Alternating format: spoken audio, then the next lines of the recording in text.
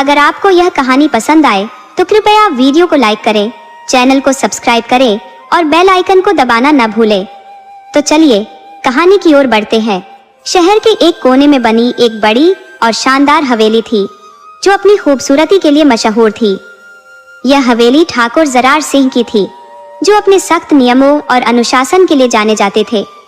हवेली में कई नौकर काम करते थे, लेकिन ठाकुर साहब को वही नौकर पसंद थे जो मेहनती और वफादार हों। उनके लिए वफादारी सबसे महत्वपूर्ण थी। एक दिन ठाकुर साहब के पुराने नौकर रामलाल ने उनसे कहा कि वह अब बूढ़ा हो गया है और काम छोड़ना चाहता है। यह सुनकर ठाकुर साहब थोड़े परेशान हो गए, क्योंकि रामलाल उनके साथ 20 साल से था और उसने कभी अपनी वफादारी पर कोई दाग नहीं लगने दिया। लेकिन उम्र के आगे किसी की नहीं चलती। उन्होंने रामलाल को सम्मान के साथ विदा कर दिया और एक नए नौकर की तलाश शुरू कर दी। कुछ दिनों बाद हवेली के दरवाजे पर एक लंबा दुबला पतला आदमी आया।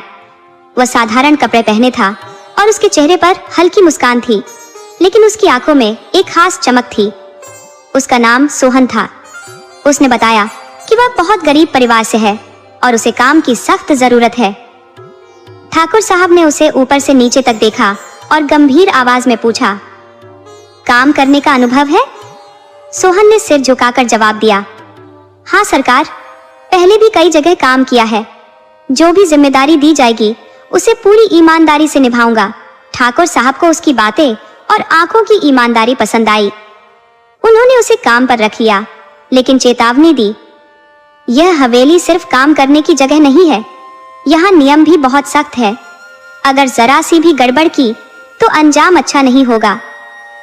सोहन ने सिर झुकाकर हामी भर दी। पहले कुछ दिन सोहन ने पूरी लगन से काम किया।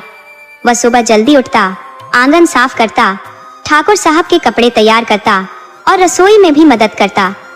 हवेली के दूसरे नौकर भी उसकी मेहनत से प्रभावित हुए, लेकिन कुछ को उस पर शक भी होने लगा। सोहन ज्यादा बात नहीं करता था और काम खत्म करके अक्सर अकेला बैठा रहता, जैसे किसी सोच में खोया हो। कई बार उसे हवेली के बंद पड़े पुराने कमरों के आसपास घूमते देखा गया। कुछ पुराने नौकरों को यह अजीब लगा। एक रात जब सब सो चुके थे, हवेली के सबसे पुराने नौकर हरिया ने देखा कि सोहन चुपके से हवेली के पीछे वाले हिस्से की ओर जा रहा है। हरिया ने धीरे धीरे उसका पीछा किया। सोहन एक बड़े दरवाजे के पास रुका और इधर उधर देखने लगा कि कोई उसे देख तो नहीं रहा। फिर उसने धीरे से दरवाजे को धक्का दिया। दरवाजा हल्की आवाज के साथ खुल गया और वह अंदर चला गया।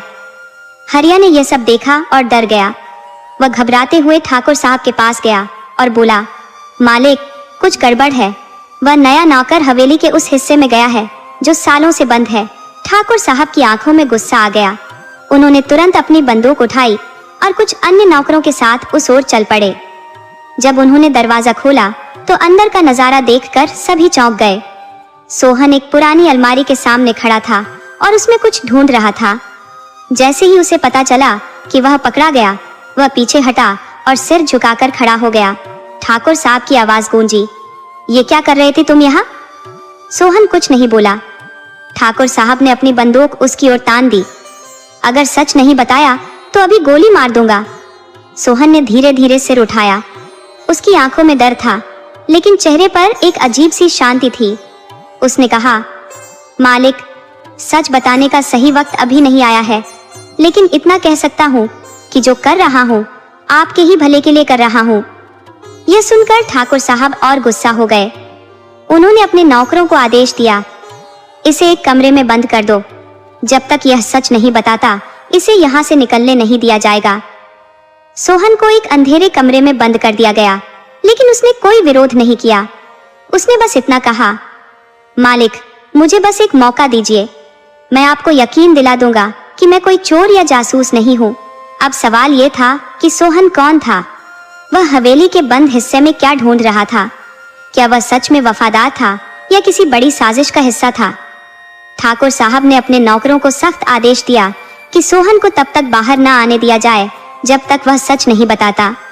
हवेली के लोग इस अजीब घटना से डरे हुए थे। सबके मन में एक ही सवाल था, आखिर सोहन कौन है और वह क्या ढूंढ रहा था?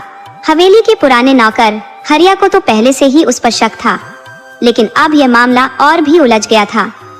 सोहन ने बंद कमरे में बैठकर एक पल के लिए भी घबराहट नहीं दिखाई। अगली सुबह ठाकुर साहब खुद उस कमरे में गए जहां सोहन को कैद किया गया था। उन्होंने दरवाजा खोला और अंदर कदम रखा। कमरे में हल्का अंधेरा था और सोहन कोने में बैठा था। उसके चेहरे पर कोई डर नहीं था, बल्कि एक अजीब सी शांति थी। ठाकुर साहब ने कड़क आवाज में पूछा, अब बताओ, तुम कौन हो और हवेली के बंद कमरे में क्या कर रहे थे? सोहन ने धीरे धीरे सिर उठाया और गहरी सांस लेकर बोला, मालिक, मैंने आपसे कहा था कि मैं कोई चोर नहीं हूं। जो कुछ भी कर रहा था वह आपके ही भले के लिए था। ये सुनकर ठाकुर साहब और गुस्सा हो गए। उन्होंने अपनी छड़ी उठाई और जमीन पर जोर से मारी। बकवास मत करो, अगर तुम्हारी नीयत साफ होती तो चोरी छिपे वहां जाने की क्या जरूरत थी? अगर आज सच नहीं बताया तो मैं तुम्हें पुलिस के हवाले कर दूंगा। सोहन की आंखों में एक अजीब चमक आ गई। उसने कहा, मालिक, अगर मैंने आपको सब कुछ अभी बता दिया तो हो सकता है कि आप मुझे खुद ही इस हवेली से निकाल दें। लेकिन अगर आप थोड़ा सब्र करें और मुझे एक मौका दें तो मैं आपकी जान बचा सकता हूँ। ठाकुर साहब को पहली बार उसकी बातों में डर और साजिश की बू महसूस हुई। उन्होंने गुस्से से पूछा, जान बचाने से क्या मतलब है? सोहन ने चारों ओर देखा और धीमी आवाज में कहा, मालिक, इस हवेली में कुछ छिपा हुआ है, एक बहुत पुराना राज। शायद आपको भी इसका अंदाजा नहीं है। मैंने यहाँ काम करने के पहले ही दिन महसूस किया कि इस हवेली में कुछ ऐसा है जो आम नहीं है। ठाकुर साहब की भौहें तन गई। उन्हें यह सब अजीब लग रहा था, लेकिन सोहन की बातें सीधे दिल में उतर रही थी। उन्होंने गहरी सांस ली और कहा, तुम कहना क्या चाहते हो? साफ साफ बोलो। सोहन ने कहा, अगर आप सच जानना चाहते हैं तो आज रात मुझे एक बार फिर से उस पुराने हिस्से में जाने दीजिए। मैं आपको एक ऐसी चीज दिखाऊंगा जिसे देखकर आप खुद समझ जाएंगे कि मैंने चोरी छिपे वहां जाने की कोशिश क्यों की थी। ठाकुर साहब असमंजस में पड़ गए। क्या वे इस अजनबी नौकर पर भरोसा कर सकते थे? लेकिन उनके भीतर का जिज्ञासु मन यह जानना चाहता था कि आखिर यह सब क्या है। उन्होंने कुछ देर सोचा और फिर कड़क आवाज में बोले, ठीक है, लेकिन अगर तुम्हारी कोई भी हरकत संदिग्ध लगी तो मैं वहीं पर तुम्हारी जान ले लूंगा। रात का समय हुआ। हवेली के बाकी नौकरों को इस बारे में कुछ नहीं बताया गया। ठाकुर साहब ने सिर्फ हरिया और 2 अन्य भरोसेमंद लोगों को साथ लिया और सोहन को बंद कमरे से निकालकर उस पुराने हिस्से में ले गए। हवेली का यह हिस्सा सालों से बंद था। किसी को नहीं पता था कि इसे क्यों बंद किया गया था। बस इतना कहा जाता था कि ठाकुर साहब के पूर्वजों ने इसे किसी खास वजह से बंद कराया था और तब से किसी ने उसमें कदम नहीं रखा। सोहन ने धीरे से दरवाजा खोला। अंदर घना अंधेरा था। चारों तरफ धूल जमी हुई थी। मकड़ी के जाले लटक रहे थे और हर चीज से साफ पता चल रहा था कि सालों से यहाँ कोई नहीं आया। सोहन धीरे धीरे आगे बढ़ा और अलमारी के पास जाकर रुक गया। उसने ठाकुर साहब की ओर देखा और कहा, मालिक, अब जो मैं दिखाने जा रहा हूँ उसके लिए हिम्मत चाहिए। ठाकुर साहब ने गहरी सांस ली और कहा, जो भी हो जल्दी दिखाओ। सोहन ने अलमारी का दरवाजा खोला और अंदर हाथ डालकर कुछ टटोला। अचानक एक हल्की सी आवाज आई और अलमारी के पीछे की दीवार हिलने लगी। ये देखकर सभी चौंक गए। देखते ही देखते दीवार के पीछे से एक गुप्त दरवाजा खुल गया। ये एक गुप्त तहखाने का रास्ता था जिसके बारे में ठाकुर साहब को भी कोई जानकारी नहीं थी। ठाकुर साहब ने कांपती आवाज में पूछा, ये क्या है? सोहन ने धीरे से कहा, यही तो मैं आपको दिखाना चाहता था मालिक। ये तहखाना सालों से बंद पड़ा है, लेकिन यहाँ कुछ ऐसा है जिसे जानना आपके लिए बहुत जरूरी है। ठाकुर साहब ने अपने नौकरों को इशारा किया और सभी ने मशाल जला ली। उन्होंने अंदर कदम रखा। तहखाना बहुत पुराना था। वहाँ कई पुराने संदूक और लकड़ी के बक्से रखे थे। सोहन ने एक संदूक की ओर इशारा किया और कहा, इसे खोलिए। ठाकुर साहब ने घबराते हुए संदूक खोला और जैसे ही उन्होंने अंदर देखा, उनकी आंखें हैरानी से फटी की फटी रह गईं। अंदर सोने और चांदी के सिक्के, कीमती जवाहरात और दस्तावेज थे। ठाकुर साहब ने हकलाते हुए पूछा, ये सब यहाँ कैसे आया? सोहन ने गहरी सांस ली और कहा, मालिक, यह आपके परदादा की संपत्ति है। कई साल पहले आपके परिवार के ही किसी सदस्य ने इसे यहाँ छिपा दिया था। ताकि यह किसी को न मिले। लेकिन यह सिर्फ दौलत नहीं है, इसके पीछे एक बहुत बड़ा रहस्य भी छिपा है। ठाकुर साहब ने चौकन्नी निगाहों से उसे देखा। कैसा रहस्य? सोहन ने जवाब दिया, यह सब मैं आपको सही वक्त पर बताऊंगा, लेकिन अब भी हमें सावधान रहना होगा, क्योंकि इस हवेली में कोई और भी है जो इस रहस्य को जानता है और इसे अपने कब्जे में लेना चाहता है। ठाकुर साहब की आंखों में आशंका और भय का मिश्रण था। उनके दिमाग में कई सवाल उठ रहे थे। अगर सोहन सच कह रहा था तो यह संपत्ति अब तक छिपी कैसे रही? और अगर कोई और भी इस बारे में जानता था तो क्या वह हवेली में ही था?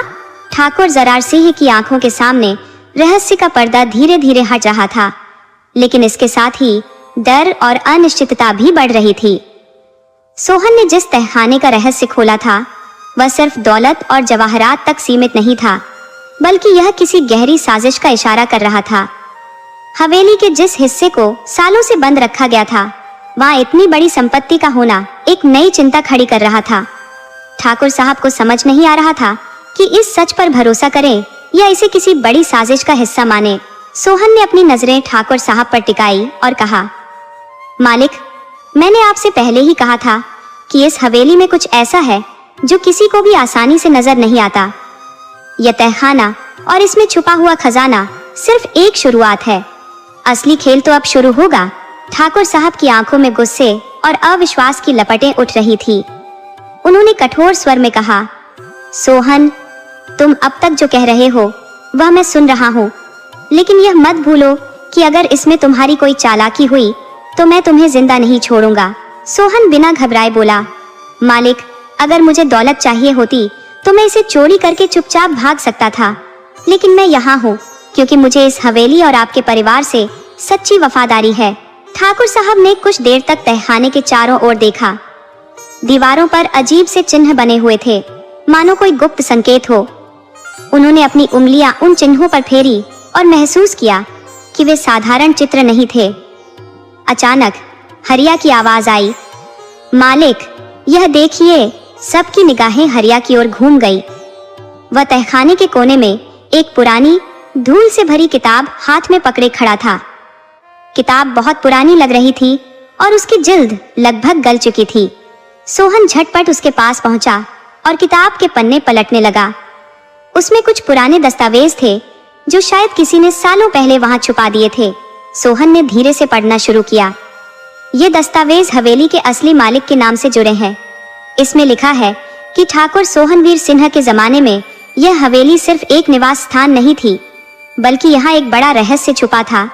एक ऐसा रहस्य जिसे पीढ़ी दर पीढ़ी छुपा कर रखा गया। ठाकुर साहब की सांसें तेज हो गई।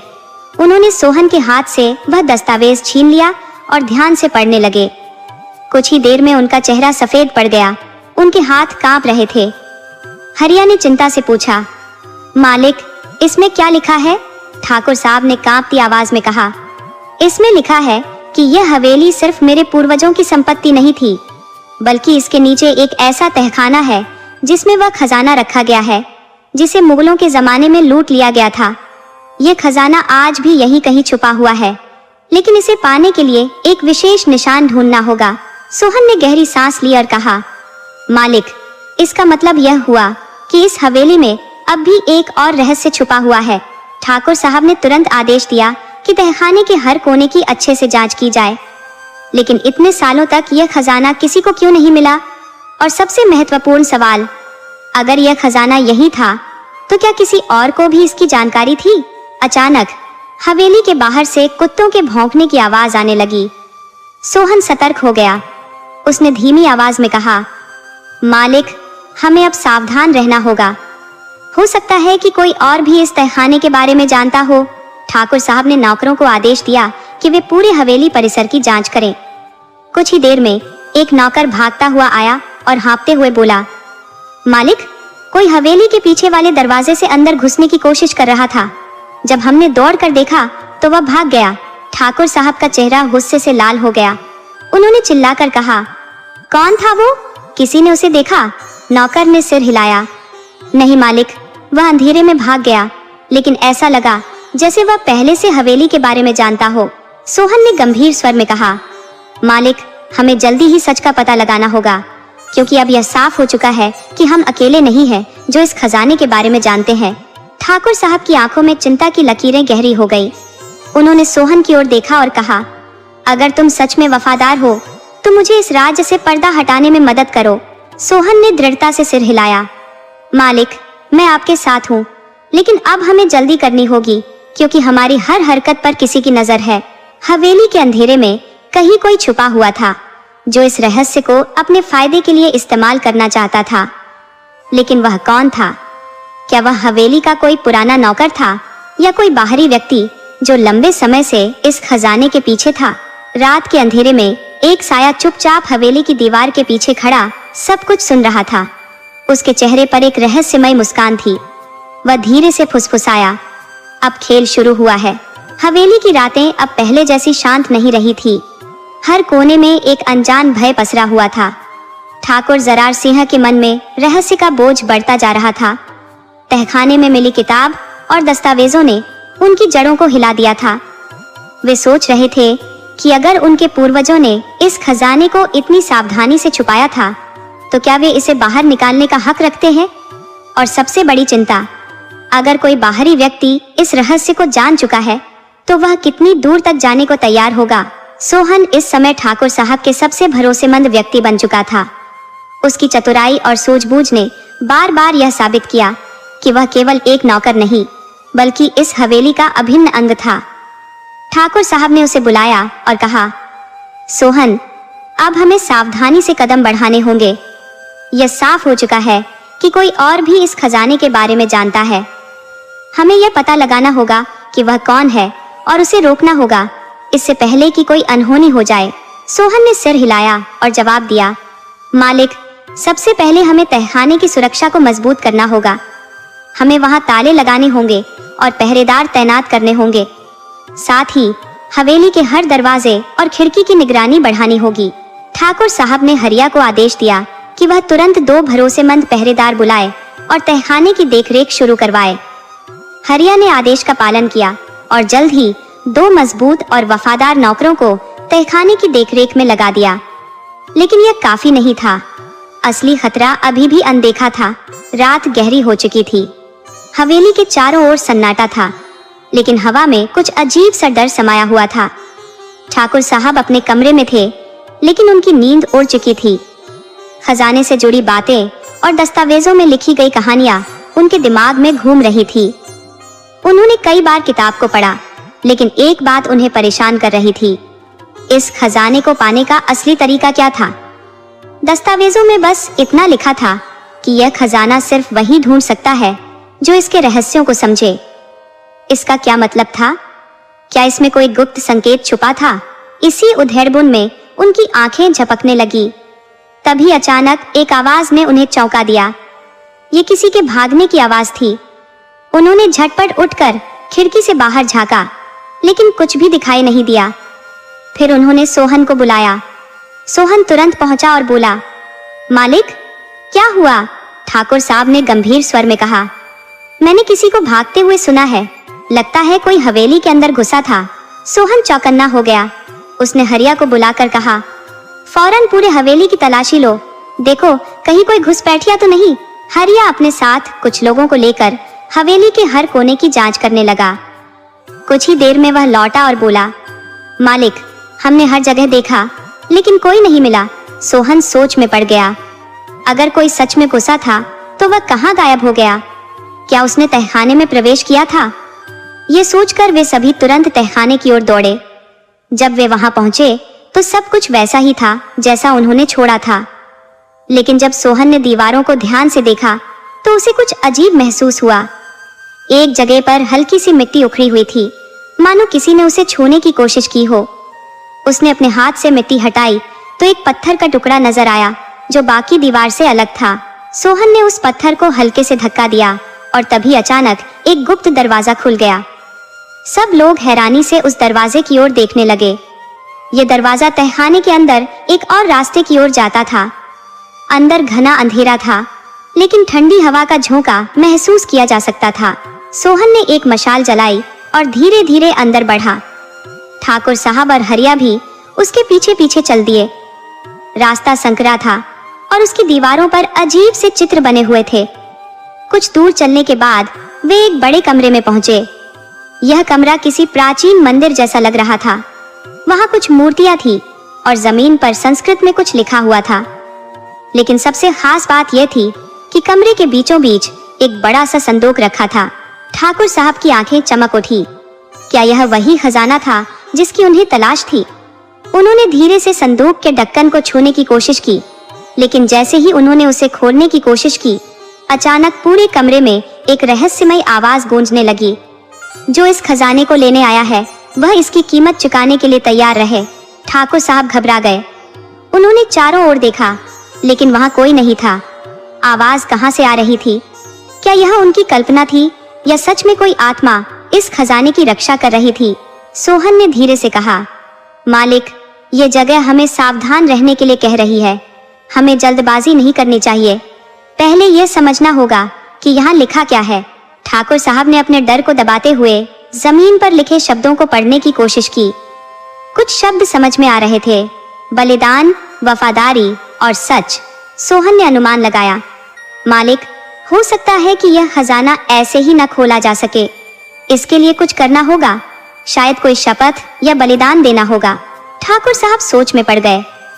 क्या यह सच में कोई जादुई खजाना था या फिर यह उनके पूर्वजों द्वारा लगाया गया कोई सुरक्षा तंत्र था? लेकिन इससे पहले कि वे किसी नतीजे पर पहुंचते, हवेली के ऊपर से एक जोरदार आवाज आई। किसी ने दरवाजा तोड़ने की कोशिश की थी। सोहन तेजी से बोला, मालिक, अब समय नहीं है। कोई हवेली में जबरदस्ती घुसने की कोशिश कर रहा है। सब लोग तेजी से तहखाने से बाहर की ओर भागे। जैसे ही वे ऊपर पहुंचे, उन्हें सामने का दरवाजा टूटा हुआ मिला।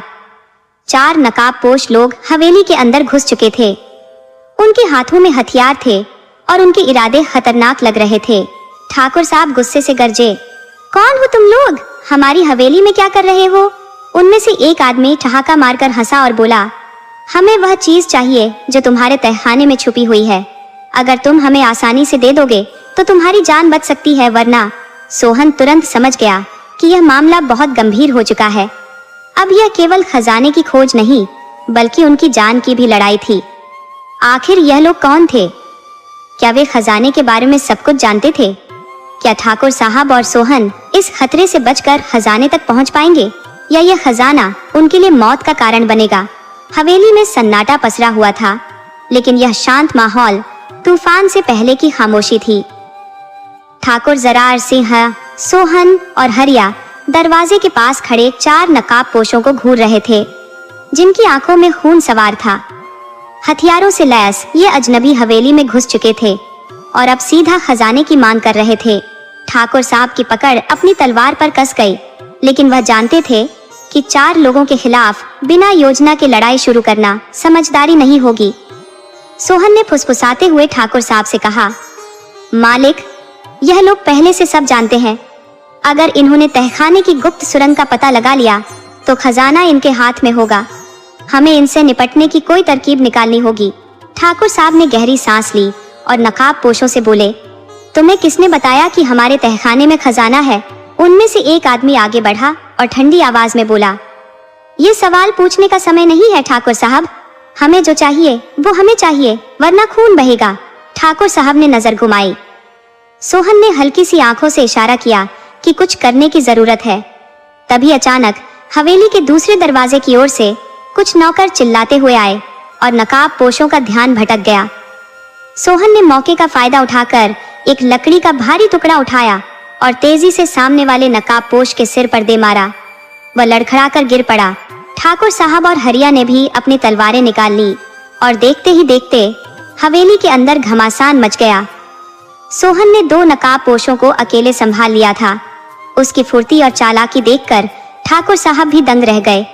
लेकिन तभी पीछे से एक और नकाबपोश ने सोहन पर हमला कर दिया। वह लड़खड़ा गया, लेकिन गिरते गिरते उसने पास पड़ा हुआ जलता हुआ दीपक उठा लिया और सीधे हमलावर की आंखों पर दे मारा। दर्द से तड़पता हुआ वह आदमी चिल्लाने लगा। ठाकुर साहब ने अपने सामने वाले हमलावर को परास्त कर दिया था, लेकिन एक नकाबपोश अभी भी बचा था। वह सबसे खतरनाक लग रहा था। उसने हवा में अपनी तलवार घुमाई और सीधा ठाकुर साहब की ओर बढ़ा। लेकिन तभी सोहन ने तेजी से एक मोटी रस्सी उठाई और उस आदमी के पैरों में लपेट दी।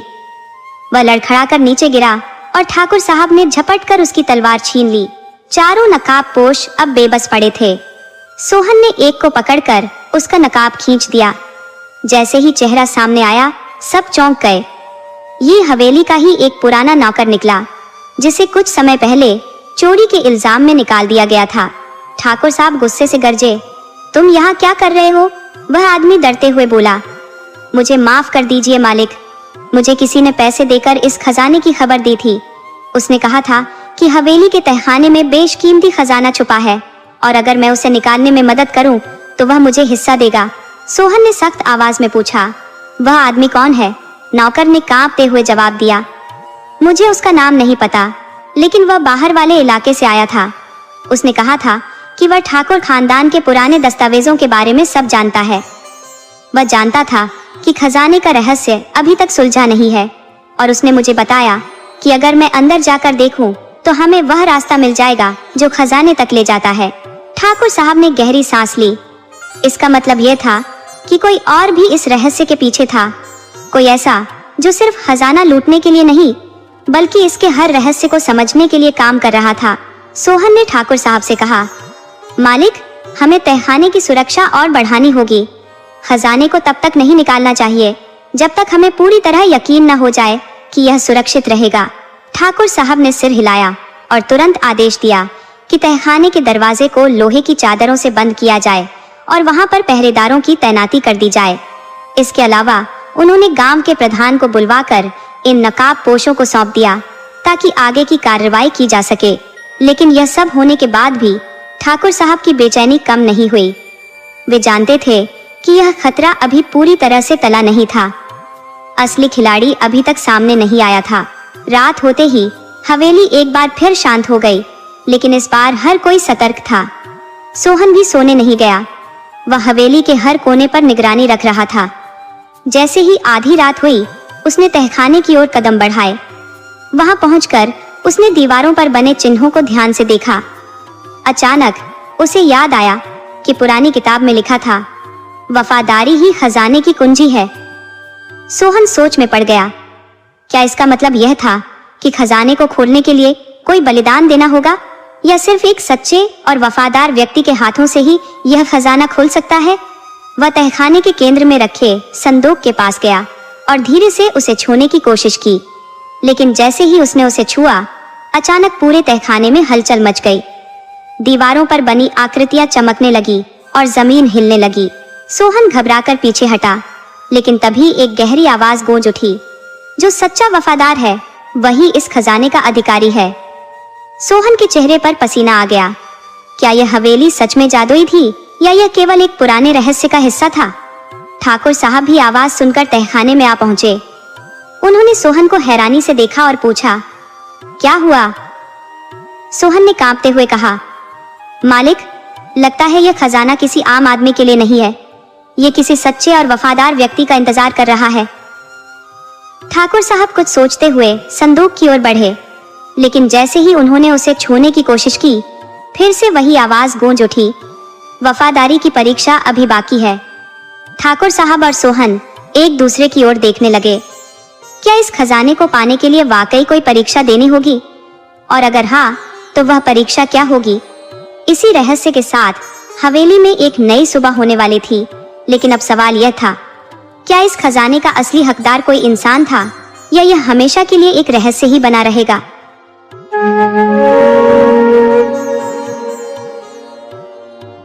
बहुत समय पहले की बात है, जब एक सेठ और सेठानी अपनी पुत्री के साथ कहीं जा रहे थे। यात्रा के दौरान उनकी भेंट एक वृद्ध व्यक्ति से हुई।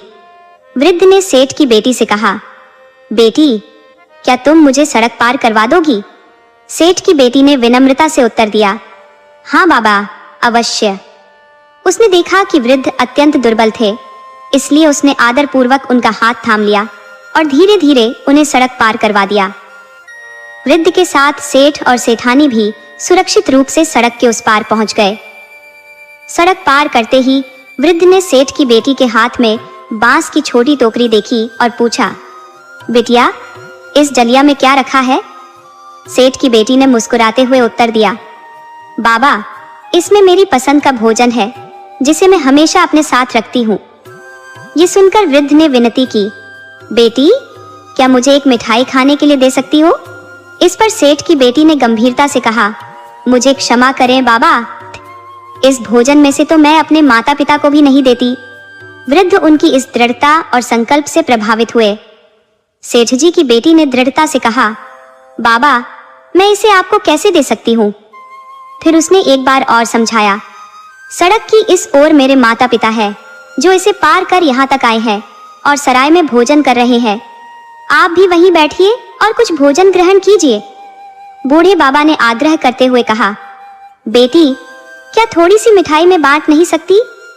परंतु सेठ जी की बेटी ने विनम्रता से इनकार किया और कहा, बाबा, ये पैसे रख लीजिए, अपने मन पसंद का भोजन लीजिए और सराय में जाकर आराम से बैठकर भोजन कर लीजिए। बूढ़े बाबा को सराय में भेजने के बाद सेठ जी और उनकी पत्नी बेटी के साथ आगे बढ़े। कुछ ही दूर चले होंगे कि बूढ़े बाबा ने उन्हें फिर पुकारा। पास आकर बूढ़े बाबा ने सेठ जी से कहा, सेठ जी, आपकी बेटी में दूसरों की सहायता का अद्वितीय भाव है। एक दिन वह अवश्य महारानी बनेगी, लेकिन ध्यान दीजिए, वह अपने भोजन को किसी के साथ बांटना नहीं चाहती। उसका भूख का ऐसा पाश है कि वह कभी तृप्त नहीं हो सकेगी। सेठ जी हंसते हुए बोले, बाबा, मैं इतना संपन्न हूँ, इतने लोगों का पेट भरता हूँ, तो क्या अपनी बेटी का पेट नहीं भर पाऊंगा? इस पर बूढ़े ने गंभीरता से कहा, क्या छिपा है भविष्य में, कौन जानता है? परंतु एक दिन मेरी कही बात सच हो जाएगी। समय बीता। सेठ जी की बेटी की भूख दिन ब दिन बढ़ती गई। उसका भोजन इतना अधिक होने लगा कि धीरे धीरे सेठ जी की संपत्ति उसी में स्वाहा होने लगी। आखिरकार सेठ जी निर्धन हो गए। हारकर सेठ जी ने अपनी पत्नी से कहा, अब यहाँ हमारा गुजारा नहीं, कहीं और चलना होगा। पत्नी और बेटी को साथ लेकर अनजानी राहों पर पैदल ही निकल पड़े। कुछ ही दिनों में पास के बचे खुचे पैसे भी बेटी के भोजन में खत्म हो गए। चलते चलते सेठ जी मन ही मन बूढ़े बाबा को याद कर पछताते रहे। काश उस दिन उनसे क्षमा मांग ली होती। अचानक उन्होंने एक सुंदर महल देखा। बेटी ने जिद करना शुरू कर दिया, पिताजी, भूख लगी है, कुछ खाने को दीजिए। महल को देख वह खुशी से चिल्लाई, इतना विशाल महल, इसके भीतर जरूर कुछ भोजन मिलेगा, मैं भीतर जा रही हूँ।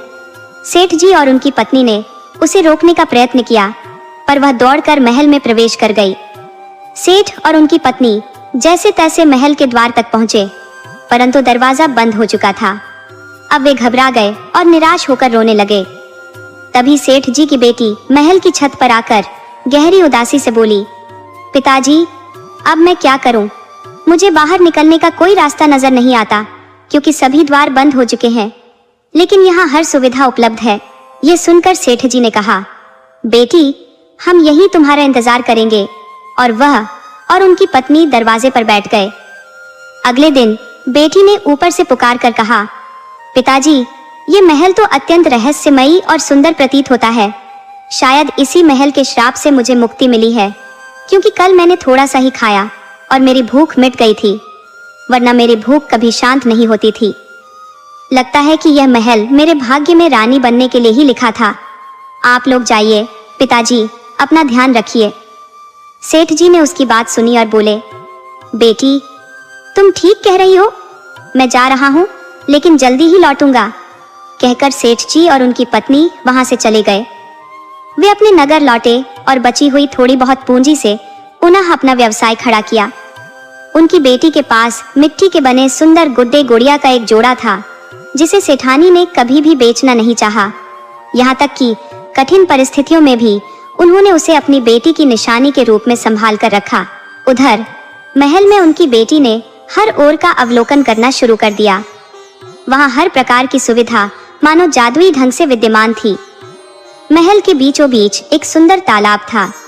थकान मिटाने के लिए उसने उसमें स्नान किया और महल में घूमने लगी। एक कक्ष में पहुंचते ही उसने देखा कि एक आकर्षक राजकुमार बिस्तर पर पड़ा था, जिसके शरीर पर कई सुइयां चुभी हुई थी। उसके हृदय में अजीब सा भाव उत्पन्न हुआ। उसने पास में रखी चांदी की कटोरी उठाई और प्रतिदिन उस राजकुमार के शरीर से सुइयां निकालने लगी। महल में उनके सिवा कोई और न था, लेकिन वहां हर प्रकार की आवश्यक वस्तु प्रचुर मात्रा में उपलब्ध थी। जब उसे भूख लगती तो वह रसोई में जाकर अपनी इच्छा अनुसार भोजन बना लेती, क्योंकि वहां अन्न की कोई कमी न थी। एक विशाल कक्ष में विभिन्न प्रकार के वस्त्र और आभूषण भरे हुए थे। वह अपनी पसंद के वस्त्र पहनती और गहनों से सुसज्जित होती। यहाँ तक कि उसे यह समझ नहीं आता था कि यह सब कैसे संभव है, परंतु इस जादुई महल ने उसकी हर आवश्यकताओं को पूरा कर रखा था।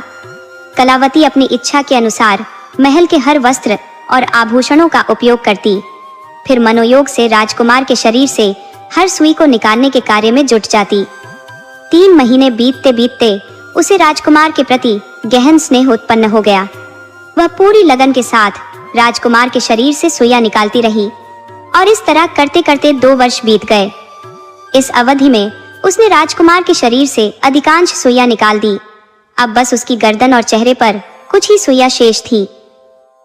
इस बीच कलावती के पिता फिर से अपने पुराने व्यवसाय में जुट गए और दिन रात कड़ी मेहनत से उनका व्यापार पहले से कहीं अधिक फलने फूलने लगा। सेठ जी अब फिर से संपन्न हो गए थे। उन्होंने अपनी बेटी कलावती को खोजने का अथक प्रयास किया, किंतु जिस रहस्यमयी महल में उन्होंने उसे छोड़ा था, वह स्थान अब कहीं दिखाई नहीं देता था। महल में कैद रहकर कलावती मनुष्यों के साथ संपर्क के लिए तरसने लगी। एक दिन महल के बाहर से गुजरते हुए कुछ लोगों को उसने अपने झरोखे से पुकारा और उनसे पूछा, इस दासी की क्या कीमत है? जवाब में विक्रेता ने कहा, महारानी, आपकी इच्छा के अनुसार दे दीजिए। कलावती भीतर जाकर ढेरों आभूषण नीचे फेंक देती है और पूछती है, परंतु यह ऊपर कैसे आएगी? उस लड़की ने सुझाव दिया, आप झरोखे के कुंदे से एक रस्सी बांध दे, मैं उस पर चढ़कर ऊपर आ जाऊंगी। कलावती ने वैसा ही किया और कुछ ही समय में वह लड़की, जिसका नाम शकुंतला था, झरोखे के माध्यम से महल में प्रवेश कर गई। शकुंतला के आने से कलावती को साथ मिल गया और उसका मन भी कुछ बहलने लगा, किंतु अपने हृदय में राजकुमार के प्रति गहरी आसक्ति के कारण उसने शकुंतला को राजकुमार के कक्ष के निकट भी नहीं जाने दिया। वह नहीं चाहती थी कि उसके अलावा कोई और उसकी प्रियतम छवि को देखे। महल में कार्यों की अधिकता नहीं थी, क्योंकि हर सुबह जब कलावती उठती तो महल पूरी तरह स्वच्छ और व्यवस्थित मिलता। शकुंतला भी इस रहस्यमयी स्थान में प्रसन्न थी और कलावती को अपनी मालकिन मानकर उसकी हर आज्ञा का पालन करती। दोनों साथ मिलकर भोजन करती और बाकी कार्यों को निपटाती, किंतु कलावती शीघ्र ही सारे कार्य समाप्त कर अपने कक्ष में स्वयं को एकांत में बंद कर लेती और बहुत ही कम बातों में शकुंतला के साथ संवाद करती थी। शकुंतला के मन में धीरे धीरे संदेह उत्पन्न होने लगा कि ऐसा क्या है जो मालकिन उससे छुपा रही है। इसी असमंजस में 3 महीने और बीत गए। शकुंतला के महल में आने के कुछ समय बाद कलावती ने राजकुमार के चेहरे से भी सारी सुइयां निकाल दी। अब केवल उसकी पलकों पर ही कुछ सुइयां शेष थी। एक सुबह जब कलावती की आंखें खुली तो उसने सोचा कि वह नहा धोकर और सज संवर कर राजकुमार की पलकों पर से अंतिम सुइयां भी निकाल देगी, ताकि जिस प्रकार वह राजकुमार की सुंदरता पर मोहित हुई है, उसी प्रकार राजकुमार भी उसकी सुंदरता पर मोहित हो जाए। कलावती महल के आंगन में स्थित तालाब की ओर स्नान के लिए चली गई। शकुंतला ने उसे चंदन का उपटन लेकर जाते हुए देखा तो उसके चेहरे पर एक मुस्कान आई। उसने मजाक में कहा, आज दीदी किसी खास के लिए सज संवर रही है क्या? लगता है किसी से प्रेम हो गया है। शकुंतला की बात सुनकर कलावती के गाल शर्म से लाल हो गए और उसने मुस्कुराते हुए कहा, ऐसी कोई बात नहीं है, बस यूं ही चंदन के उपटन से स्नान का मन हो गया। कलावती ने राजकुमार के कमरे में किसी को प्रवेश की अनुमति नहीं दी थी सिवाय उसके। शकुंतला को पूरे महल में स्वतंत्रता थी, परंतु उस कमरे में जाने पर पाबंदी थी, जिससे उसकी जिज्ञासा और भी बढ़ गई थी। आखिर उस कमरे में ऐसा क्या था? कलावती नहाकर गहनों और वस्त्रों से सजी धजी आईने के सामने तैयार हो रही थी। यह देख शकुंतला को मौका मिल गया। वह चुपके से उस कमरे की ओर बढ़ी और दरवाजा खोलकर अंदर प्रवेश कर गई। वहां उसने राजकुमार को बेहोश अवस्था में बिस्तर पर देखा। इस दृश्य ने उसे मंत्रमुग्ध कर दिया। कमरे के एक कोने में रखी चांदी की कटोरियों में भरी सुइयों को देख वह समझ गई कि कलावती इस कमरे में क्या करती थी। झटपट उसने राजकुमार की पलकों पर से सुइयां निकाल दी। जैसे ही आखिरी सुई हटाई, राजकुमार ने अपनी आंखें खोली। उसने पहली नजर में ही शकुंतला को देखा और उसके हाथों को थाम लिया। फिर भाव विह्वल होकर बोला, मेरी प्राणदाता, वर्षों से मैं तुम्हारे ही इंतजार में था। तुमने मुझे इस श्राप से मुक्ति दिलाई। मैं उस युवती से विवाह करूंगा जिसने मुझे इस कैद से मुक्त किया है। क्या तुम मुझसे विवाह के लिए तैयार हो? जैसे ही राजकुमार ने शकुंतला का हाथ थामा, उसी पल कलावती भी दरवाजे पर आ खड़ी हुई। उसकी आंखों में अव्यक्त भाव उमड़ रहे थे। राजकुमार के सम्मुख शकुंतला का यह भव्य रूप देखकर वह चकित रह गए।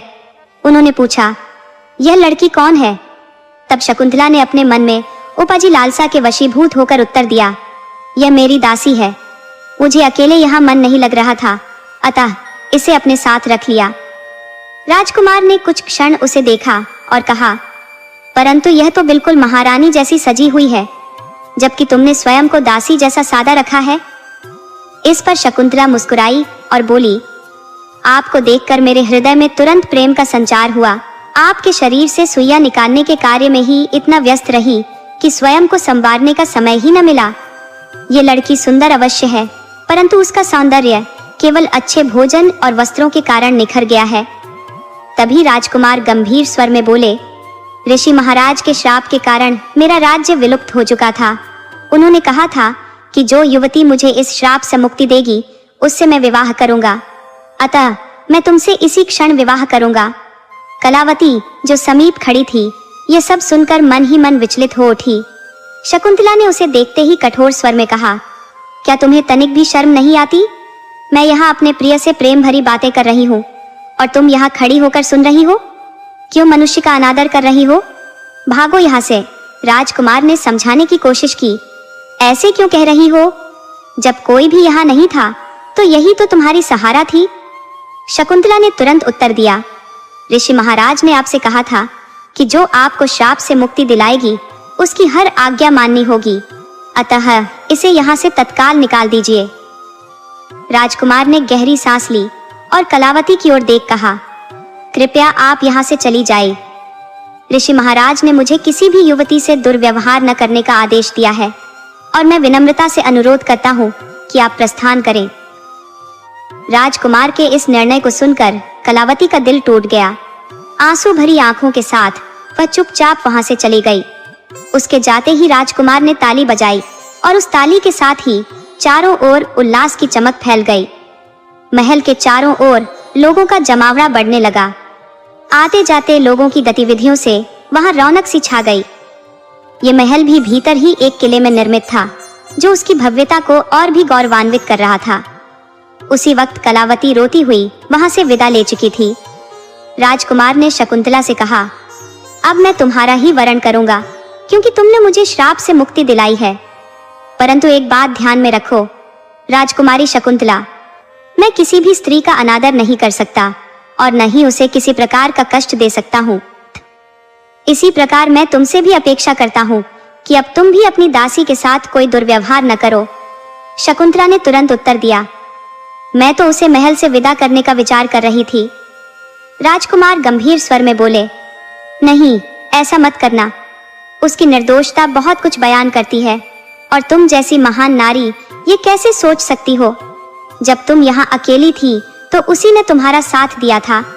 तुम्हारे महल के सभी कार्यों का भार भी उसी पर था, जैसा कि तुमने मुझे बताया था। राजकुमार के शब्दों ने शकुंतला को असहज कर दिया।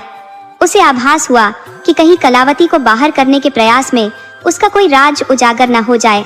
उसने बात का रुख बदलते हुए कहा, क्या आप मुझे यह बताएंगे कि आपको यह श्राप कैसे मिला और आप श्रापित कैसे हुए?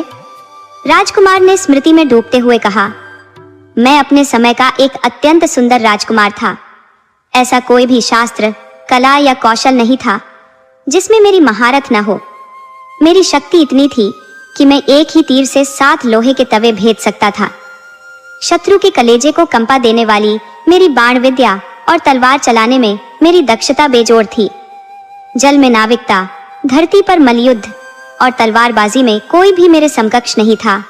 उन्होंने गहरी सांस ली और बोले, मेरी इन विशेषताओं ने मुझे गर्व से भर दिया था और मेरा हृदय अहंकार से भरने लगा।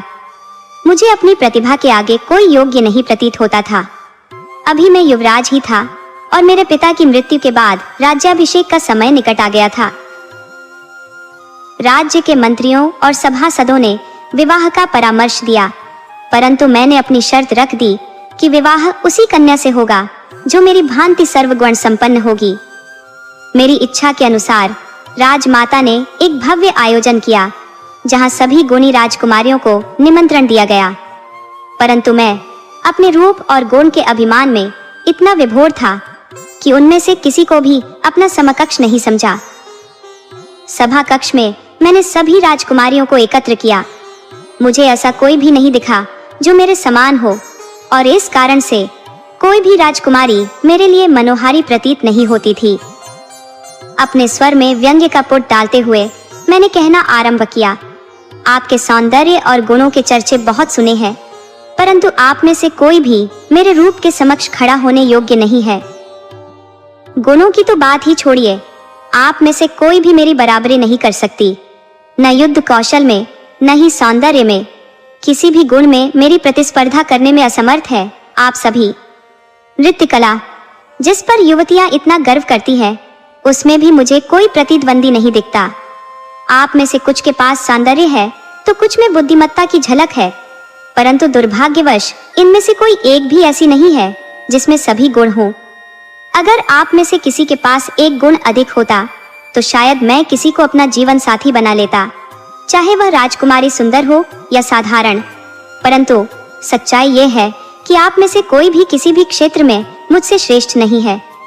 श्रेष्ठता तो दूर की बात है, आप में से कोई भी मेरे बराबर खड़ा होने योग्य नहीं है।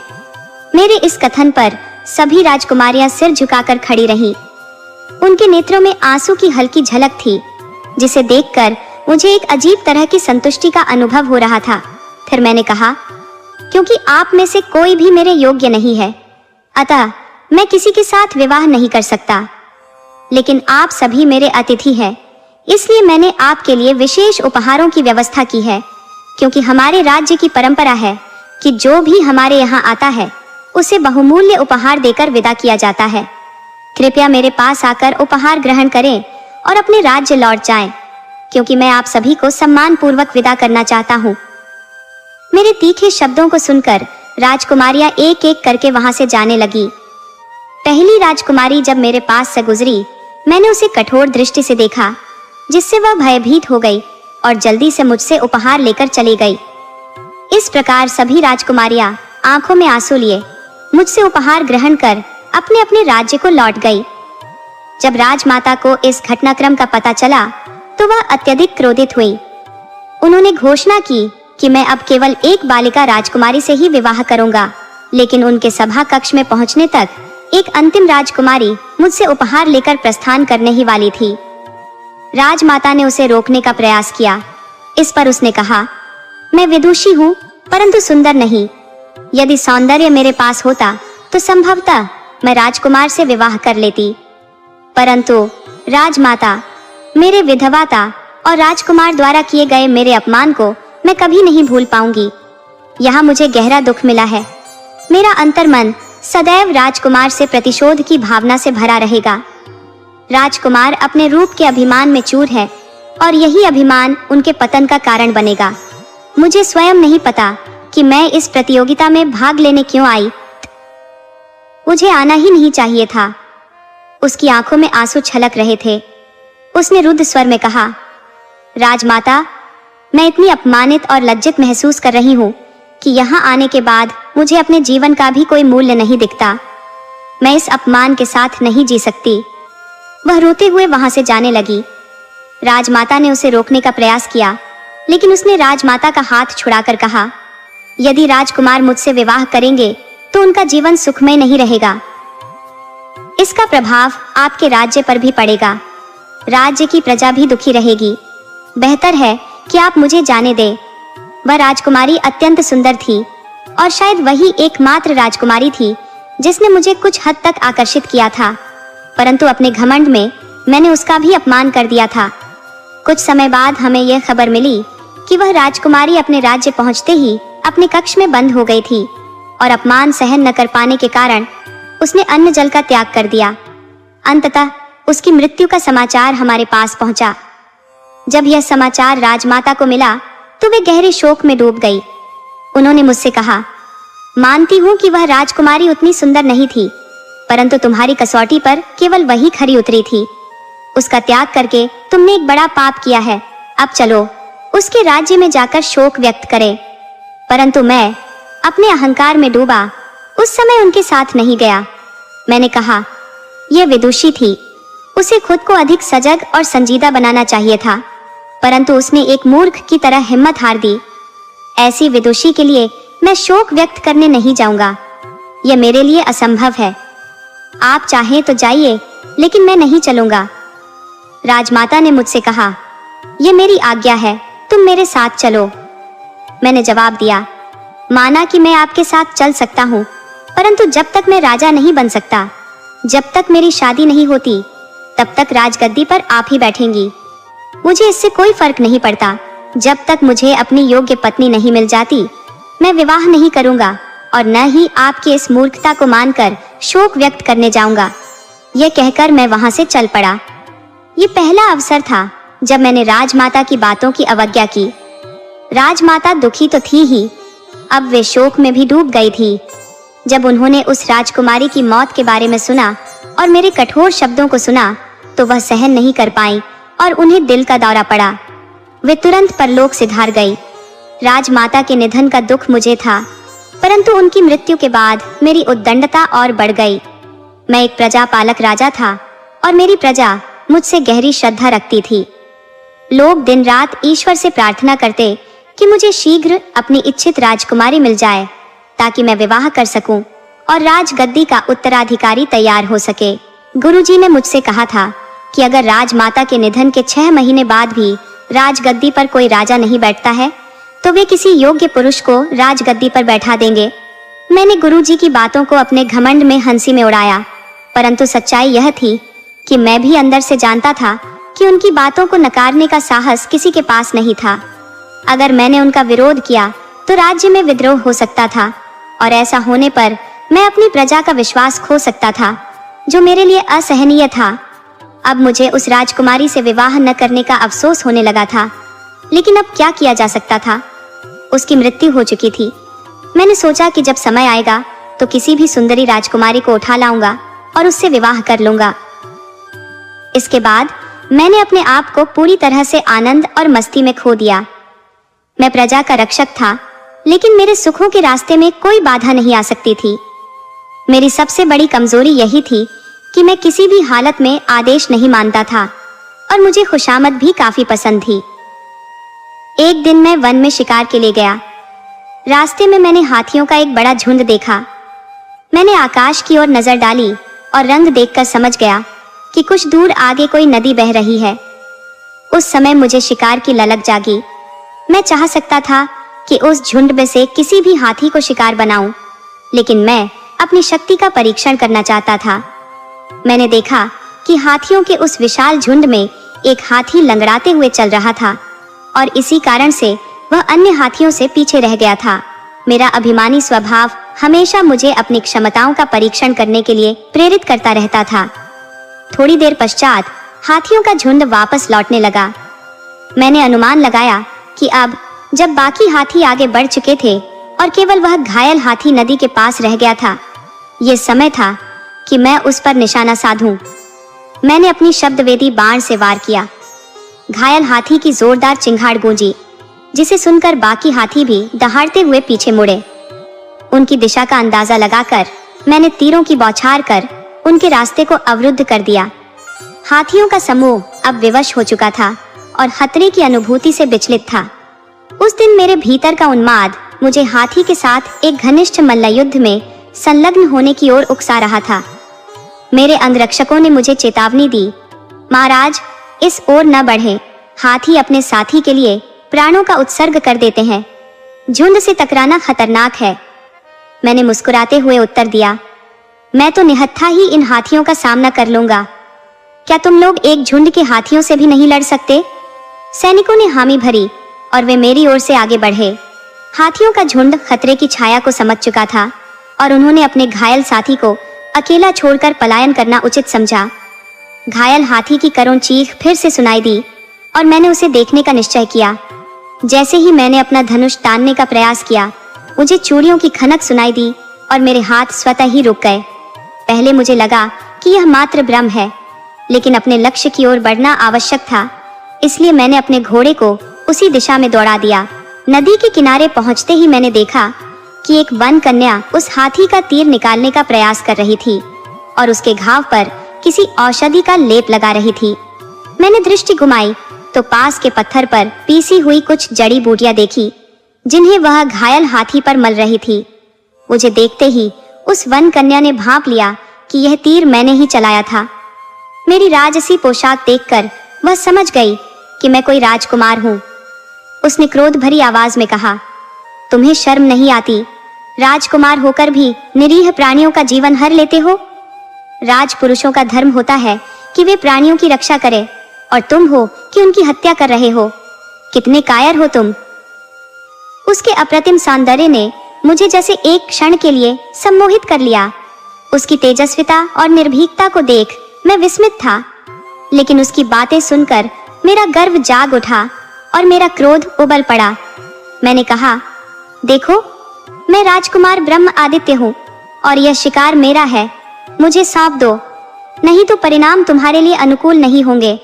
उसने जवाब दिया, कौन सा परिणाम? क्या तुम मेरी भी हत्या करोगे?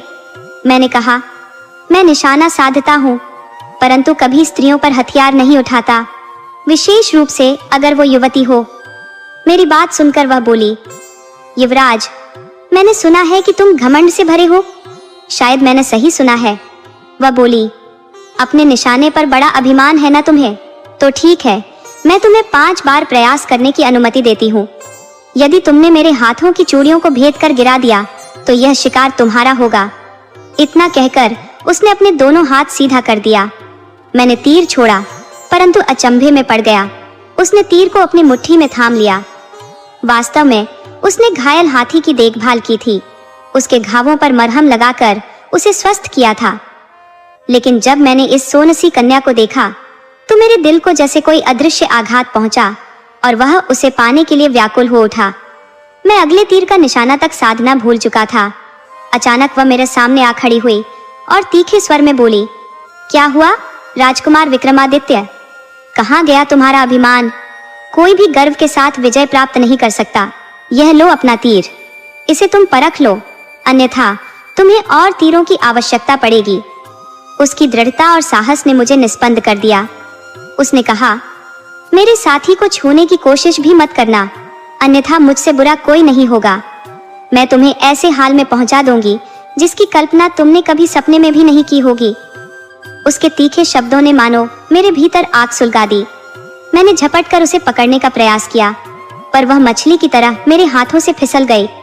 वह हंसते हुए बोली, हिम्मत है तो मुझे पकड़ कर दिखाओ। ये कहकर वह नदी में कूद गई और दूसरी ओर तैरने लगी। मैंने भी बिना देर किए अपने घोड़े को वहीं छोड़ दिया और उसके पीछे नदी में उतर गया। वह मुझसे धीमी नहीं थी, बल्कि उसकी गति मानो बिजली की तरह थी। जैसे ही मैं उसे पकड़ने के करीब पहुंचा, वह बार बार फिसल जाती। तैरते हुए हम दोनों नदी के दूसरे किनारे पर पहुंच गए थे। उसने फिर से मुझे चुनौती दी, पकड़ सकते हो तो पकड़ लो। अब की बार मैंने दौड़ते हुए एक लकड़ी का टुकड़ा उठाया और उसके पैरों का निशाना साधा। उसने मेरी योजना भांप ली और तेजी से अपनी दिशा बदल ली, जिससे वह लकड़ी का टुकड़ा उसके बगल से गुजर गया। मैं उसकी चपलता को भली भांति समझ चुका था और जानता था कि वह किस ओर झुकेगी। मैंने लकड़ी का टुकड़ा उसी दिशा में फेंका था जहां वह मुड़ने वाली थी। अगले ही पल वह मेरे बलशाली बाहों के घेरे में थी, परंतु जैसे मैंने उसे समझा था वैसे ही उसने भी मेरी रणनीति भांप ली थी। जैसे ही वह मेरी गिरफ्त में आई, उसने मुझे झटका दिया और फिर एक पल में जंगल में ओझल हो गई। मैं मुस्कुराकर उसकी दिशा में देखता रह गया और वहीं मैंने निर्णय लिया कि यही युवती मेरे दिल की धड़कन है। जब मैं अपने राजमहल वापस लौटा तो देखा कि राजपुरोहित ने सभा का आयोजन कर रखा था। मैंने चकित होकर पूछा, मेरे बिना ये सभा कैसे आयोजित की गई? राजपुरोहित जी ने आगे बढ़कर कहा, राजमाता के निधन को 4 माह बीत चुके हैं। यदि अगले 2 माह में आपने विवाह नहीं किया तो राज्य सिंहासन रिक्त नहीं रह सकता। किसी उपयुक्त व्यक्ति का चयन अनिवार्य होगा और इसी कारण यह सभा बुलाई गई है। मैंने आश्वस्त करते हुए कहा, अब चिंता करने की कोई आवश्यकता नहीं है। मैंने योग्यतम कन्या को खोज लिया है, शीघ्र ही मैं उससे विवाह कर लूंगा। अतः राज्य को सिंहासन के विषय में चिंतित होने की आवश्यकता नहीं है। मेरी यह बात पूरे राज्य में जंगल की आग की तरह फैल गई। जनता खुशी से झूम उठी। मैंने अपने गुप्तचरों को उस विलक्षण युवती का पता लगाने की जिम्मेदारी सौंप दी। सप्ताह भी नहीं बीता था कि मुझे उसकी खबर मिल गई। आत्मविश्वास से भरकर मैं उसे पाने के लिए चल पड़ा। अपने विशाल लाव लश्कर के साथ मैं जंगल में पहुंचा, जहां वह हाथी भी दिखाई दिया जो पहले घायल था, परंतु अब उसमें न कोई थकान के चिन्ह थे, न मेरे दिए गए घाव का कोई असर। उसके घाव पूरी तरह भर चुके थे। मैं उस युवती के उपचार कौशल का कायल हो चुका था और मेरा हृदय उसकी प्रशंसा में डूब गया था। पहली बार किसी स्त्री के प्रति ऐसा आकर्षण जागा था। नहीं तो महिलाओं को मैं हमेशा एक खिलौने से अधिक नहीं समझता था। महल में मेरे लिए सभी ऐश्वर्य उपलब्ध थे और मैं उन सभी का आनंद उठाता था, परंतु मैं अपनी प्रजा से भी भरपूर प्रेम करता था। इसी कारण मेरी जनता मुझे असीम सम्मान देती थी। वह युवती जंगल के भीतर अपने पिता के आश्रम में रहती थी। विवाह योग्य आयु होने के बावजूद उसका विवाह अब तक नहीं हुआ था। उसके पिता उस घने जंगल में एक गुरुकुल का संचालन करते थे। उनकी ख्याति दूर दूर तक फैली नहीं थी, बल्कि मैंने तो उनके नाम तक नहीं सुना था। परंतु जब मैं उनसे मिला तो उनकी विद्वत्ता के सामने नतमस्तक हो गया। मैंने उन्हें अपना परिचय दिया और उनकी पुत्री का हाथ मांगा। मेरे प्रस्ताव से वे प्रसन्न हो गए और बोले, युवराज, आपने मेरी एक बड़ी समस्या का समाधान कर दिया। मेरी पुत्री विवाह योग्य है, पर वह अति गुणी है। मैंने आसपास के सभी गुरुकुलों में जाकर योग्य वर की तलाश की, परंतु मुझे कोई भी उसके योग्य नहीं लगा। आपके प्रस्ताव से मुझे अत्यंत आनंद हुआ है। आपकी कृपा से मैं अपनी पुत्री का कन्यादान कर सकूंगा और अपने जीवन का यह ऋण चुकता कर सकूंगा। अब मैं अपने पूर्वजों से आंख मिलाकर मिल सकूंगा। उसी समय वह ऋषि कन्या आश्रम में आई और उसके पिता ने उसे मेरे प्रस्ताव के विषय में बताया। उसने सुनते ही कहा, यह असंभव है पिताजी, मैं इनसे विवाह नहीं कर सकती क्योंकि ये मेरे योग्य नहीं है। ऋषि ने आश्चर्य से पूछा, ये तुम कैसी बातें कर रही हो बेटी? युवराज कैसे तुम्हारे योग्य नहीं है?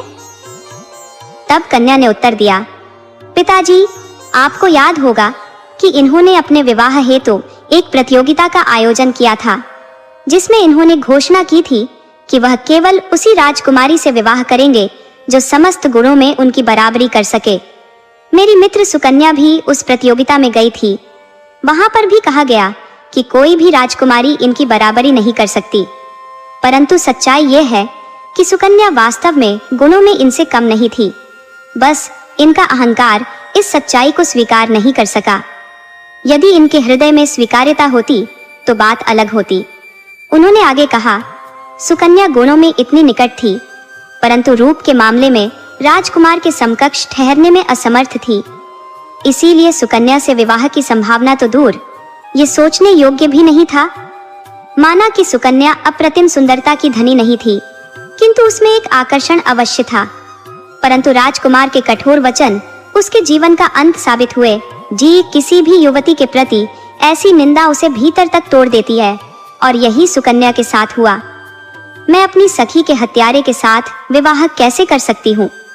ऐसा किसी भी शर्त पर असंभव है। मैंने कहा था कि तुम मुझसे विवाह करने का अधिकार खो चुके हो, क्योंकि तुम्हारी इच्छा के विरुद्ध मेरे पास आने का यह परिणाम मुझे अस्वीकार्य है। राजकुमार ने प्रत्युत्तर में कहा, एक स्त्री केवल अपने पति, प्रेमी या मंगेतर के प्रति ही इस प्रकार का अधिकार जताती है। यदि वह विवाह न करे तो वह आजीवन कुमारी रह सकती है। क्या तुम इसे समझती हो? मेरी बातों से यह मेरा अंतिम प्रयास था, क्योंकि मुझे शीघ्र ही विवाह करना आवश्यक था। अन्यथा राजपुरोहित किसी अन्य योग्य पुरुष को राज्य का अधिकार दे सकते थे। मैं जानता था कि राज्य के प्रति राजपुरोहित का निष्ठा संकल्प अडिग था और उस पर संदेह करना अनुचित था। इसी कारण मैं उनसे भयभीत रहता था। राजगद्दी के लिए षड्यंत्र शुरू हो चुके थे। वहीं दूसरी ओर ऋषि कन्या ने स्पष्ट कहा, नहीं, मैं स्वेच्छा से तुम्हारी बाहों में नहीं आई थी, क्योंकि एक सर्वगुण संपन्न व्यक्ति को हर किसी की कामना होती है। जब मेरी सखी बीमार हुई तो मैं उससे मिलने गई थी। वह तुम्हारी निंदा सुनकर व्यथित थी और उसकी जीवन इच्छा समाप्त हो चुकी थी। तुम्हारे दोषों की जानकारी से मेरे भीतर भी खीज उत्पन्न हुई और मैंने तुम्हें पा लिया, किंतु मैं अपनी सखी के हत्यारे से विवाह नहीं कर सकती। उसके पिता ने कहा, पुत्री, विवाह तो तुम्हें करना ही होगा, यत् तुमने अपनी इच्छा से राजकुमार को वर चुना है और उसकी बाहों में प्रवेश किया है। उस ऋषि कन्या ने मेरे साथ विवाह का प्रस्ताव पूर्णतः अस्वीकार कर दिया था। मैंने जब ऋषि कन्या का हाथ मांगा, ये समाचार समस्त आश्रमों में फैल गया। शीघ्र ही आसपास के सभी ऋषि मुनि सुगंधा के पिता के आश्रम में एकत्रित हो गए। सुगंधा के पिता ने सभा के समक्ष कहा, बेटी, तुमने अपने नाम को सार्थक किया है। तुम्हारे गुणों की महक चंदन की तरह चारों ओर फैल रही है। मैं चाहता हूँ कि तुम इस पुण्य को और आगे ले जाओ और राजकुमार से विवाह कर लो। तब सुगंधा ने कहा, पिताजी, यदि आप मेरे लिए राजकुमार से विवाह की यह कठोर सजा निश्चित कर रहे हैं तो मुझे इसे स्वीकारना होगा, परंतु मैं उन्हें अपने जीवन साथी के रूप में कभी भी नहीं अपना सकती, क्योंकि वे मेरी सखी के हत्यारे हैं। यह सुनते ही पिता ने कहा, बेटी, आश्रम की परंपरा के अनुसार तुम्हारा विवाह संपन्न हो चुका है। राजकुमार ने यह सिद्ध किया कि तुम उनकी बाहों में आई थी, जो गंधर्व विवाह का प्रतीक है। इस तरह से तुम्हारा विवाह राजकुमार से मान्य हो चुका है। सुगंधा ने पुनः कहा, पिताजी, भले ही आपकी दृष्टि में मेरा विवाह राजकुमार से हो चुका हो, परंतु क्या राजकुमार के अनुसार भी यह विवाह स्वीकार्य है? उनसे पूछिए कि उनके राज्य में ऐसा विवाह मान्य होता है क्या? सुगंधा ने आगे जोड़ा, हमारा विवाह इस वन प्रदेश में हुआ है, जो किसी भी राज्य के अंतर्गत नहीं आता। यदि यह विवाह उनके राज्य में मान्य होता तो फिर उन्हें भी इसे स्वीकार करना पड़ता। सुगंधा ने राजकुमार से प्रश्न किया, क्या आपके राज्य में गंधर्व विवाह मान्य है? राजकुमार ने तुरंत उत्तर दिया, नहीं, मेरे राज्य में यह विवाह मान्यता नहीं रखता। सुगंधा ने अपने पिता की ओर देखते हुए कहा, देखा पिताजी, इनके यहाँ तो यह विवाह मान्य ही नहीं है, तो फिर मैं इन्हें अपना पति कैसे मान लूं? राजकुमार ने कहा, मैं तुमसे यहीं और इसी समय विवाह करने के लिए तत्पर हूँ। फिर भी सुगंधा ने विवाह के लिए सहमति नहीं जताई। तब उसके पिता ने स्पष्ट शब्दों में कहा, बेटी, अब तुम्हें दो ही विकल्प है, या तो राजकुमार से विवाह कर लो या फिर इस आश्रम को त्याग कर चली जाओ, क्योंकि तुम्हारी उद्दंडता का यही उचित परिणाम है। सुगंधा ने अपने पिता की आज्ञा को मानकर प्रणाम किया और आश्रम छोड़ दिया। इस घटना की खबर राज्य में जंगल की आग की तरह फैल गई कि मैंने एक ऋषिकन्या से विवाह कर लिया। इस अफवाह को फैलाने में उन राजपुरुषों का हाथ था जो मेरी राजगद्दी को हड़पना चाहते थे। तब राजगुरु ने मुझे बुलाया और सख्त लहजे में कहा, जो भी करना हो उस कन्या को अपनी पत्नी के रूप में जनता के समक्ष प्रस्तुत करो, अन्यथा तुम्हारी राजगद्दी सुरक्षित नहीं रह पाएगी। मैंने सुगंधा की खोज में निकलने का निश्चय किया। 3 दिन के अथक परिश्रम के बाद मुझे वह एक छोटी सी कुटिया में अकेली मिली, जहां उसके चारों ओर कई जंगली जानवर शांतिपूर्वक उसकी रक्षा करते हुए बैठे थे। अद्भुत दृश्य था। मैं उसके चेहरे पर उस समय भी वही तेज देख रहा था। अपने सैनिकों के साथ मैंने उसे घेर लिया और उसे मेरे साथ चलने के लिए विवश कर दिया। नगरवासियों ने जब उसे मेरे साथ आते देखा तो खुशी से झूम उठे और मंगल गीत गाने लगे। मैंने उससे बलपूर्वक विवाह कर लिया। उसने एक गहरी रहस्यमयी मुस्कान के साथ मेरी ओर देखा। मैंने भी व्यंग्य से उसकी ओर दृष्टिपात किया। फिर उसका हाथ पकड़कर महल के झरोखे में प्रजा को दर्शन देने हेतु खड़ा हो गया। ऊपर लोग हर्षोल्लास से झूम रहे थे और सैनिक भी हमारे सम्मान में उत्सव मना रहे थे। सैनिक विभिन्न प्रकार से अपनी शक्तियों का प्रदर्शन कर रहे थे। उसी समय भालों से सुसज्जित सैनिकों का एक दल हमारे सम्मान में झुंड के रूप में आगे आया। मैं कुछ समझ पाता उससे पहले ही सुगंधा ने झरोखे से उन भालों की तरफ छलांग लगा दी, जहां बालिकाएं सुरक्षित रूप से छिपी थी। उसके कूदते ही भालों के बीच फंसा उसका शरीर एक तीव्र चीख के साथ वातावरण में गूंज उठा। पिताजी! उसे देख ही रहा था कि उसी क्षण उसके पिता वहां आ पहुंचे। उसकी बहन अब अंतिम सांसें गिन रही थी। पिता ने अपने कमंडल से जल उठाया और बोले, राजकुमार, मैंने अपनी पुत्री को हर गुण से संपन्न बनाया था। एक पुत्र से कहीं अधिक उसे स्नेह दिया, पर उसकी एक छोटी सी भूल पर भी उसका परित्याग करने में संकोच नहीं किया। किंतु तुमने उसके साथ जबरदस्ती की। किसी व्यक्ति पर बलात्कार करना महान पाप है और तुमने यही पाप मेरी बेटी के साथ किया। इसलिए मैं तुम्हें श्राप देता हूँ कि जिस प्रकार आज मेरी पुत्री का शरीर विदीर्ण हुआ है, उसी प्रकार तुम्हारा भी शरीर किसी परछाई के समान लुप्त हो जाए। तुम्हारे राज्य की प्रजा ने एक निर्दोष पर अत्याचार किया, इसीलिए तुम्हारा समस्त राज्य भी दृष्टिपथ से गायब हो जाएगा। तुम अनगिनत वर्षों तक सोनिया की बेड़ियों में बंधे रहोगे। यह कहते हुए उन्होंने अपने हाथों का जल मेरे ऊपर छिड़क दिया। अगले ही क्षण मैं उनके चरणों में गिर पड़ा, अपने पापों की क्षमा याचना करने लगा, परंतु उन्होंने मेरी ओर तनिक भी ध्यान नहीं दिया। तब वे अपनी पुत्री की ओर मुड़े और बोले, माना कि तुम राजकुमार को दंडित करना चाहती थी पुत्री, किंतु मैंने तुम्हारी आंखों में राजकुमार के लिए गहरा स्नेह देखा है।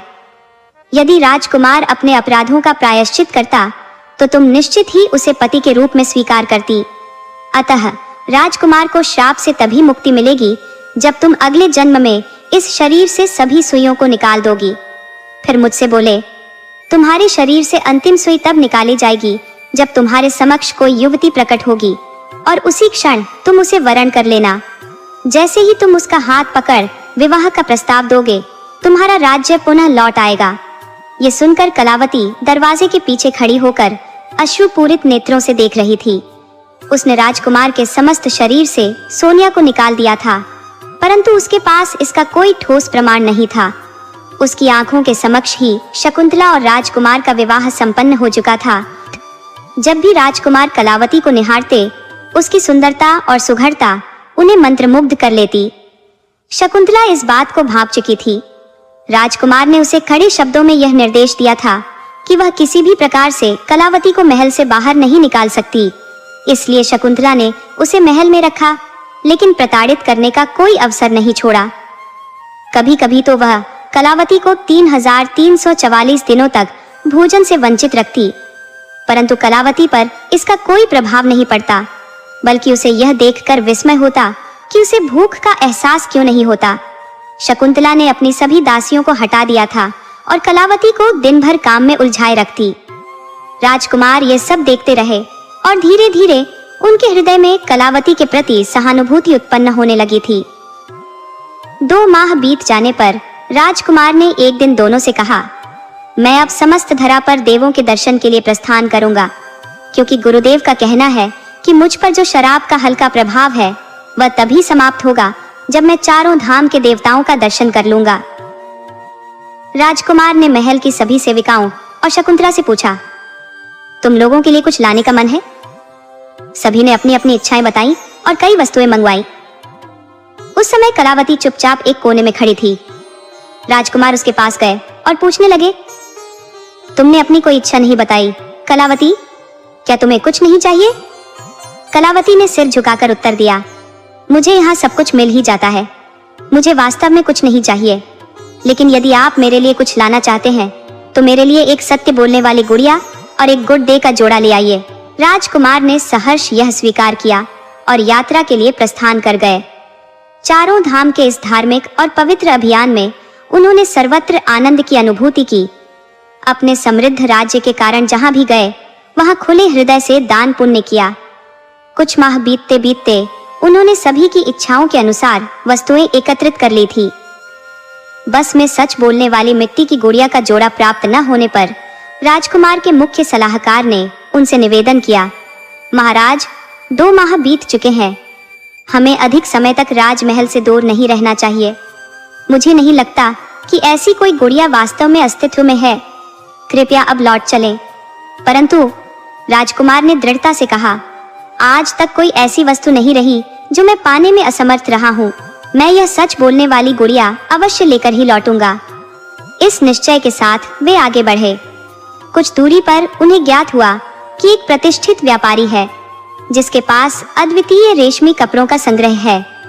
राजकुमार ने उस व्यापारी से भेंट करने का निश्चय किया। जब वे उस व्यापारी के पास पहुंचे और रेशमी वस्त्रों का अवलोकन किया, तो वे उन वस्त्रों की सुंदरता से मंत्रमुग्ध हो गए। उन्होंने व्यापारी से बड़ी मात्रा में रेशमी कपड़े उपलब्ध कराने का अनुरोध किया। संयोगवश यह व्यापारी कोई और नहीं बल्कि कलावती के पिता थे।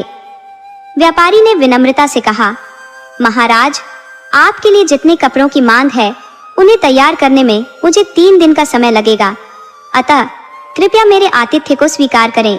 राजकुमार ने सहर्ष उनका आमंत्रण स्वीकार कर लिया। रात्रि भोज के समय राजकुमार ने व्यापारी से कहा, जैसे आपके रेशमी कपड़े विलक्षण है, वैसे ही मैंने एक विशेष प्रकार की गुड़िया के जोड़े के बारे में सुना है। यद्यपि मुझे विश्वास नहीं है कि ऐसी गुड़िया सच में है, ये शायद मात्र एक अफवाह है। व्यापारी ने जिज्ञासु होकर पूछा, कैसी गुड़िया महाराज? इस पर राजकुमार ने उत्तर दिया, सच बोलने वाली मिट्टी की गुड़िया का जोड़ा। व्यापारी ने मुस्कुराते हुए कहा, महाराज, मेरे पास सच बोलने वाली गुड़िया का जोड़ा है। राजकुमार ने आग्रह किया, कृपया वह जोड़ा मुझे प्रदान करें ताकि मेरे वचन की प्रतिष्ठा बनी रहे। इस पर व्यापारी ने गंभीरता से कहा, महाराज, मैं वह गुड़िया का जोड़ा आपको अवश्य दूंगा, परंतु इसके लिए आपको अपनी समस्त संपत्ति, सेवक और सभी साज सज्जा मुझे अर्पित करनी होगी। गुड़िया की शर्त सुनकर राजकुमार ने गहरी सांस लेते हुए कहा, ठीक है, मैं आपकी शर्त मानता हूँ, लेकिन मेरे परिजनों और सेवकों के लिए जो उपहार मैंने इकट्ठे किए हैं उन्हें छोड़कर, साथ ही मेरी राजमुद्रा और वापसी के लिए जहाज भी। राजमुद्रा मेरी नहीं बल्कि मेरे राज्य की धरोहर है। व्यापारी ने कहा, अच्छा, मैं यह प्रस्ताव गुड़िया से पूछकर उसकी राय जान लेता हूँ, फिर देखूंगा कि गुड़िया आपको सौंपनी है या नहीं। इसके बाद व्यापारी गुड़िया के पास गया और उसे सब कुछ कह सुनाया। फिर उसके कमरे का दरवाजा बंद कर बाहर खड़ा हो गया। रात को उसने झरोखे से झांक कर देखा तो गुड़िया अपने दोनों हाथ कमर पर रखे मुंह फुलाए खड़ी थी, जैसे नाराज हो। गुड्डा उसे कह रहा था, चलने की तैयारी करो, यहाँ से अब हमारा रिश्ता टूट चुका है। गुड़िया ने तुनकते हुए कहा, मैं नहीं जा रही, ये राजा एकदम झूठा है, छल से भरा हुआ, मैं उसके साथ नहीं जाऊंगी। इस पर गुड्डे ने कहा, क्या कह रही हो? राजा ने अपनी सारी संपत्ति व्यापारी को सौंप दी है। उसने हमारे लिए भी सब कुछ न्यौछावर कर दिया है। उसने अपनी भावी रानी का भी मान नहीं रखा, जो कि उसके लिए बहुत बड़ा त्याग है। गुड़िया ने हाथ हिलाते हुए कहा, कैसा राजा है जो किसी की आंखों में सच्चाई तक न देख सके? मैं नहीं जाने वाली, ऐसी शख्सियत के साथ तुम्हें जाना है तो तुम जाओ। गुड्डा नाराज होकर बोला, हाँ, मैं तो जाऊंगा, पर तुम जानती हो कि अगर हम अलग हो गए तो हमारी विशेषता, हमारा बोलना सब मिट्टी में मिल जाएगा। हम दोनों बस साधारण गुड्डे गुड़िया बनकर रह जाएंगे। गुड़िया ने गंभीरता से कहा, मिट जाते हैं तो मिट जाने दो, मैं फिर भी नहीं जाऊंगी इसके साथ। बुड्ढा ने गुड़िया को समझाया, अरे भाग्यवान, मैं इसलिए तुझे चलने के लिए कह रहा हूँ ताकि तुम वहां जाकर खुद सच देख सको, सही और गलत को पहचान सको। गुड़िया ने कहा, क्या ऐसा संभव है? अगर यह राजा सचमुच ईमानदार है तो मैं उसके साथ चलने के लिए तैयार हूँ, क्योंकि हमें किसी सच्चे व्यक्ति के साथ ही अपना जीवन बिताना है। अगले दिन व्यापारी ने राजकुमार को गुड़ियों का जोड़ा भेंट कर दिया, साथ में काफी धन संपत्ति और कुछ सेवक भी दिए। महाराज ने कहा, मैं यह कैसे ले सकता हूँ? ये सब तो मैंने आपको ही सौंप दिया था। व्यापारी ने कहा, ये धन और ये सेवक मेरे नहीं है, ये सब इस गुड्डे गुड़िया के हैं। मेरी बेटी का खिलाना यही था। एक दिन मेरी बेटी अचानक कहीं गायब हो गई और इसके अलावा मेरे पास कुछ भी नहीं बचा है, इसलिए मैंने जो कुछ अपनी बेटी के लिए संजोया था उसे आपके साथ भेज रहा हूँ, क्योंकि अब मैं इन्हें ही अपनी संतान मानता हूँ। राजकुमार ने पूछा, आपकी बेटी कहाँ चली गई? व्यापारी बताने के लिए प्रयास कर रहा था, लेकिन किसी अदृश्य शक्ति ने उसकी जुबान को जकड़ लिया। वह बस हिचकियां लेते हुए जोर से रोने लगा। तभी एक सेवक ने आकर बताया, महाराज, जहाज तैयार है। व्यापारी ने हाथ जोड़कर कहा, महाराज, मेरा आपसे निवेदन है कि कृपया शीघ्रता से यहाँ से प्रस्थान करें, ताकि मैं मान सकूं कि मेरी बेटी की अंतिम निशानी भी अब चली गई है।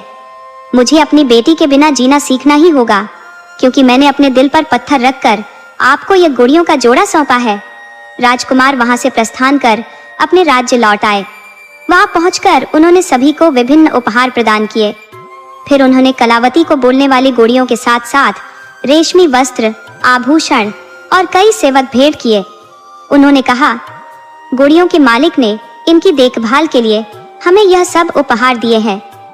शकुंतला यह सब देखकर जल भुन गई और महाराज से शिकायत की, आपने मुझे छोड़कर मेरी नौकरानी को इससे बेहतर उपहार क्यों दिए?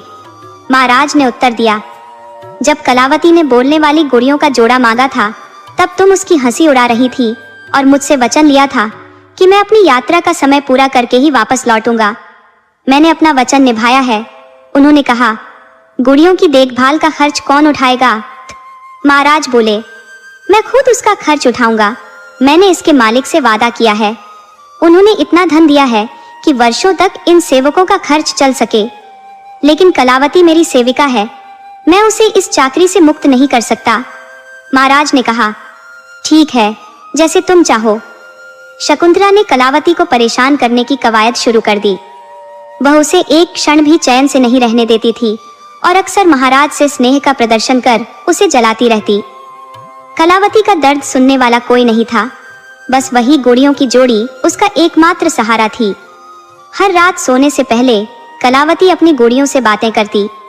देखो, वह बुदबुदाती, मेरे हाथों पर कितनी खरोंचे हैं, जिन्हें दिन भर की जद्दोजहद में उभरते उभरते हटाते हटाते सैकड़ों निशान बन चुके हैं। उसके हाथों में अब भी उन निशानों की गहराई थी। अगर महाराज ने थोड़ी भी फिक्र दिखाई होती तो वे उसी वक्त समझ जाते कि इस दर्द का कारण वही थे, लेकिन उन्होंने कुछ नहीं किया। उन्होंने केवल हम दोनों को महल में देखा था। उन्हें पहले परख करनी चाहिए थी, परंतु बिना सोचे समझे उन्होंने शकुंतला से विवाह कर लिया।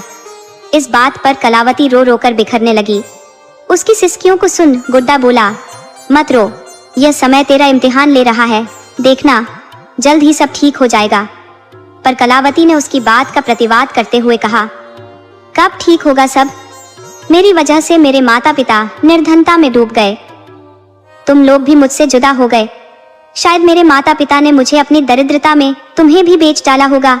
भगवान मेरे माता पिता की रक्षा करें, न जाने वे किस हाल में होंगे। वह अपने माता पिता को याद कर आंसुओं में डूब गई। यहाँ 2 वर्ष हो गए और अब 6 महीने और बीत चुके हैं। शकुंतला मेरी हर शांति छीन चुकी है। वह मेरे दिल पर मानो सुइयां चुभोती रहती है। काम का दर्द सह लेती हूँ, पर महाराज के प्रेम प्रदर्शन के बीच जब वह उसे जलाती है तब असह्य पीड़ा होती है। आखिर कब सब ठीक होगा? गुड्डा हमेशा की तरह वही जवाब देता, वक्त पर सब ठीक हो जाएगा। पर गुड़िया चुपचाप पड़ी रहती, मानो वह निर्जीव हो। महाराज की आंखों से शकुंतला की क्रूरता छिपी नहीं थी, लेकिन फिर भी शकुंतला का बोझ सहने के लिए वे विवश थे। एक दिन शकुंतला ने काम में गलती पर कलावती को थप्पड़ जड़ दिया। कलावती आहत मन से अपने कक्ष में भाग गई। दरवाजा बंद कर फूट फूट कर गुड्डे गुड़िया के सामने रोने लगी। उसने कहा, शकुंतला का मेरे प्रति व्यवहार मेरे लिए सहनशीलता की परीक्षा बन चुका है। आज उसने मुझे भोजन लाने को कहा और जब मैं थाली लेकर पहुंची तो महाराज उसके प्रेम में खोए हुए थे। यह दृश्य मेरे सहन के बाहर था। थाली मेरे हाथों से गिर गई। शकुंतला ने मुझे थप्पड़ रसीद कर दिया। वह शायद और भी मारती, लेकिन महाराज ने उसे रोक लिया। सच कहूं तो अब सहन शक्ति जवाब दे चुकी है। जीवन का हर उत्साह समाप्त हो चुका है। वह रोते रोते सो गई। गुड़िया भी तब चुप्पी साधे रहती और कलावती हर सुबह उसी से सवाल करती, कब सब ठीक होगा? इस घटना ने उन्हें भीतर तक झकझोर दिया। जैसे ही वे कलावती के कक्ष से बाहर निकले, मन व्यथित था। रात के सन्नाटे में महल के दूसरे हिस्से में टहलने लगे। अनायास ही उनके कदम फिर से कलावती के कक्ष की ओर बढ़ चले। वहीं से एक धीमी फुसफुसाहट उनके कानों में पड़ी। वे जैसे ही अंदर झांके, उनके नेत्र विस्मय में ठहर गए। गुड्डा और गुड़िया आपस में बातचीत कर रहे थे। कलावती के कहने पर उन्होंने गुड्डा गुड़िया तो खरीद लिए थे, परंतु उन्हें यह यकीन न था कि निर्जीव प्रतिमाएं भी बात कर सकती हैं। गुड़िया अपने नन्हे हाथों को कमर पर रखकर गुड्डे से शिकायत कर रही थी, तुम्हें आखिर कब लगेगा कि सब ठीक हो जाएगा?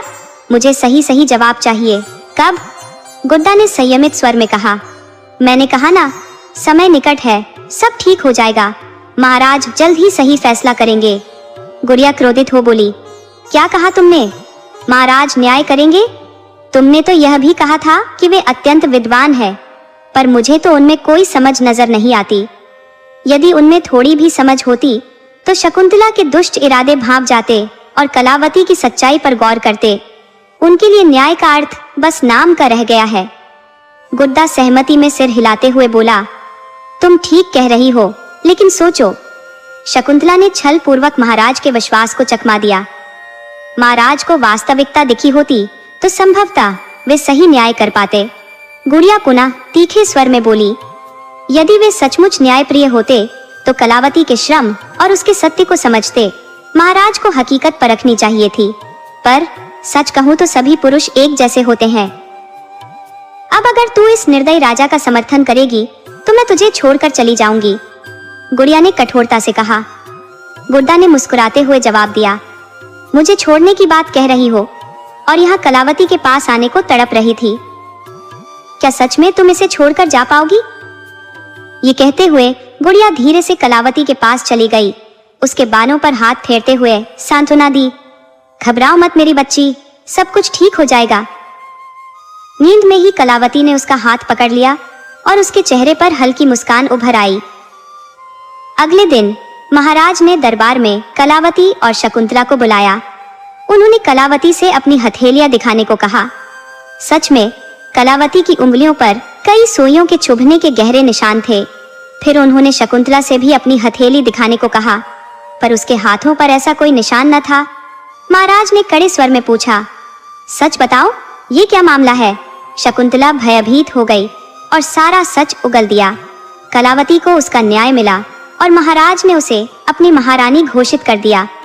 शकुंतला को उसकी करतूतों की सजा देने का आदेश दिया गया था, लेकिन कलावती के कहने पर उसे माफ कर दिया गया। परंतु महाराज ने शकुंतला से सभी संबंध तोड़ दिए। कुछ दिनों बाद राज्यसभा में बैठी कलावती के समक्ष संदेश आया कि उसके माता पिता आकर उससे मिलना चाहते हैं। महारानी की आज्ञा मिलते ही जैसे ही वे कक्ष में प्रविष्ट हुए, कलावती अपनी सिंहासन से उतरकर दौड़ते हुए उनसे लिपट गई। पिताश्री, माताश्री। उन दोनों से मिलकर कलावती की आंखें खुशी से छलक उठी। सेठ जी ने बताया, हमने तुम्हें खोजने का बहुत प्रयास किया, पर तुम जैसे किसी जादुई महल में गुम हो गई थी। हमें लगा शायद हम फिर कभी तुमसे नहीं मिल पाएंगे। जब महाराज गुड़िया का जोड़ा लेकर चले गए, तब तुम्हारी माँ तो खाट पकड़कर बैठ गई। मैंने तय किया कि महाराज से मिलकर अपने संतान को फिर से पाने का निवेदन करूंगा। जहाज तैयार करवाने और यहाँ तक पहुँचने में हमें कुछ समय लग गया, पर अब देखो हम तुम्हारे पास हैं। राजा, रानी और सेठ सेठानी को उनकी खोई हुई बेटी फिर मिल चुकी थी। सभी एक दूसरे से मिलकर अभिभूत थे। राजा ने भी सेठ सेठानी को अपनी महारानी के संग महल में रहने का आग्रह किया। इस प्रकार राजा को अपनी प्रिय पत्नी मिली और सेठ सेठानी को उनकी संतान, जो अब उनके साथ थी।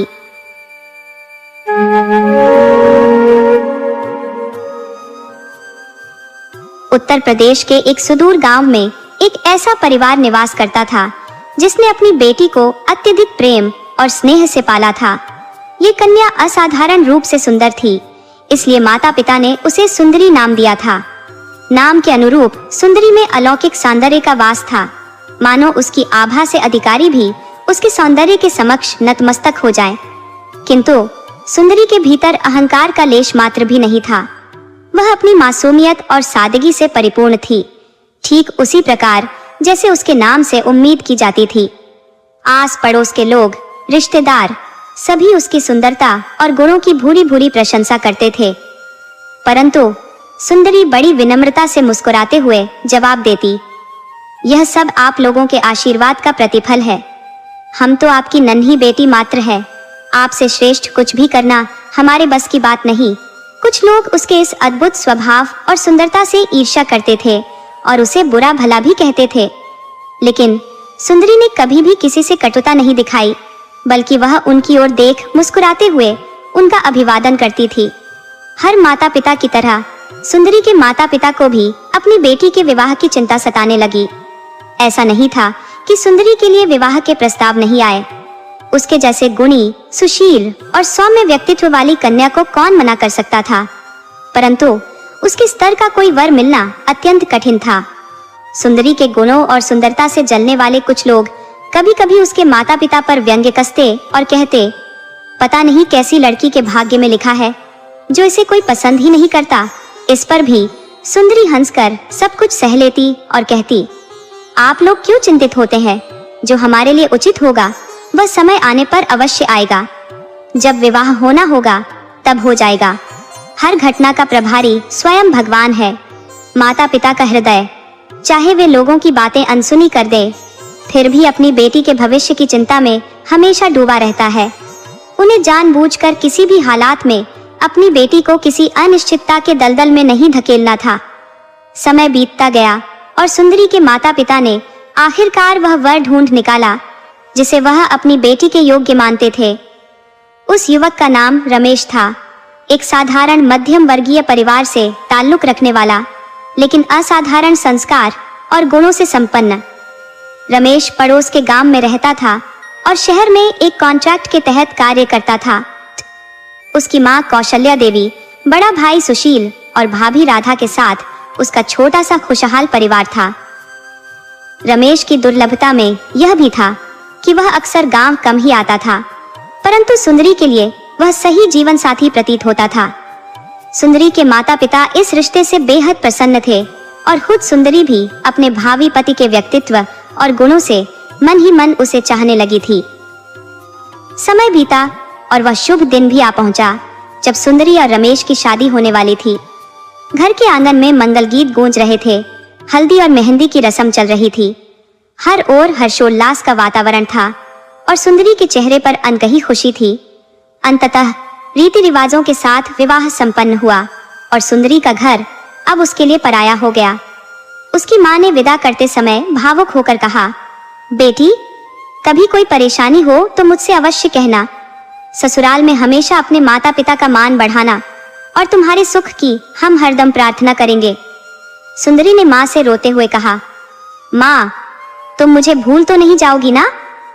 मां ने आंसू पोंछते हुए जवाब दिया, अरे पगली, भला कोई मां अपनी संतान को भूल सकती है? तू तो हमारे कलेजे का टुकड़ा है। इस पर मां बेटी गले लगकर फूट फूट कर रोने लगी। पिता भी अपनी प्रिय बेटी को गले से लगाकर अपनी भावनाओं को रोक न सके। विदाई के साथ ही घर के आंगन में एक अनकही वीरानी छा गई। सच है, जब बेटियां घर से विदा होती हैं, तो घर की रौनक भी उनके साथ चली जाती है। सुंदरी ससुराल पहुंची तो उसकी सास कौशल्या देवी ने पूरे आदर और सम्मान के साथ उसकी आरती उतारी और घर में प्रवेश कराया। जैसे ही सुंदरी ने अपनी पायल की छम छम के साथ कदम रखा, आंगन में संगीत की मधुर ध्वनि सी गूंज उठी।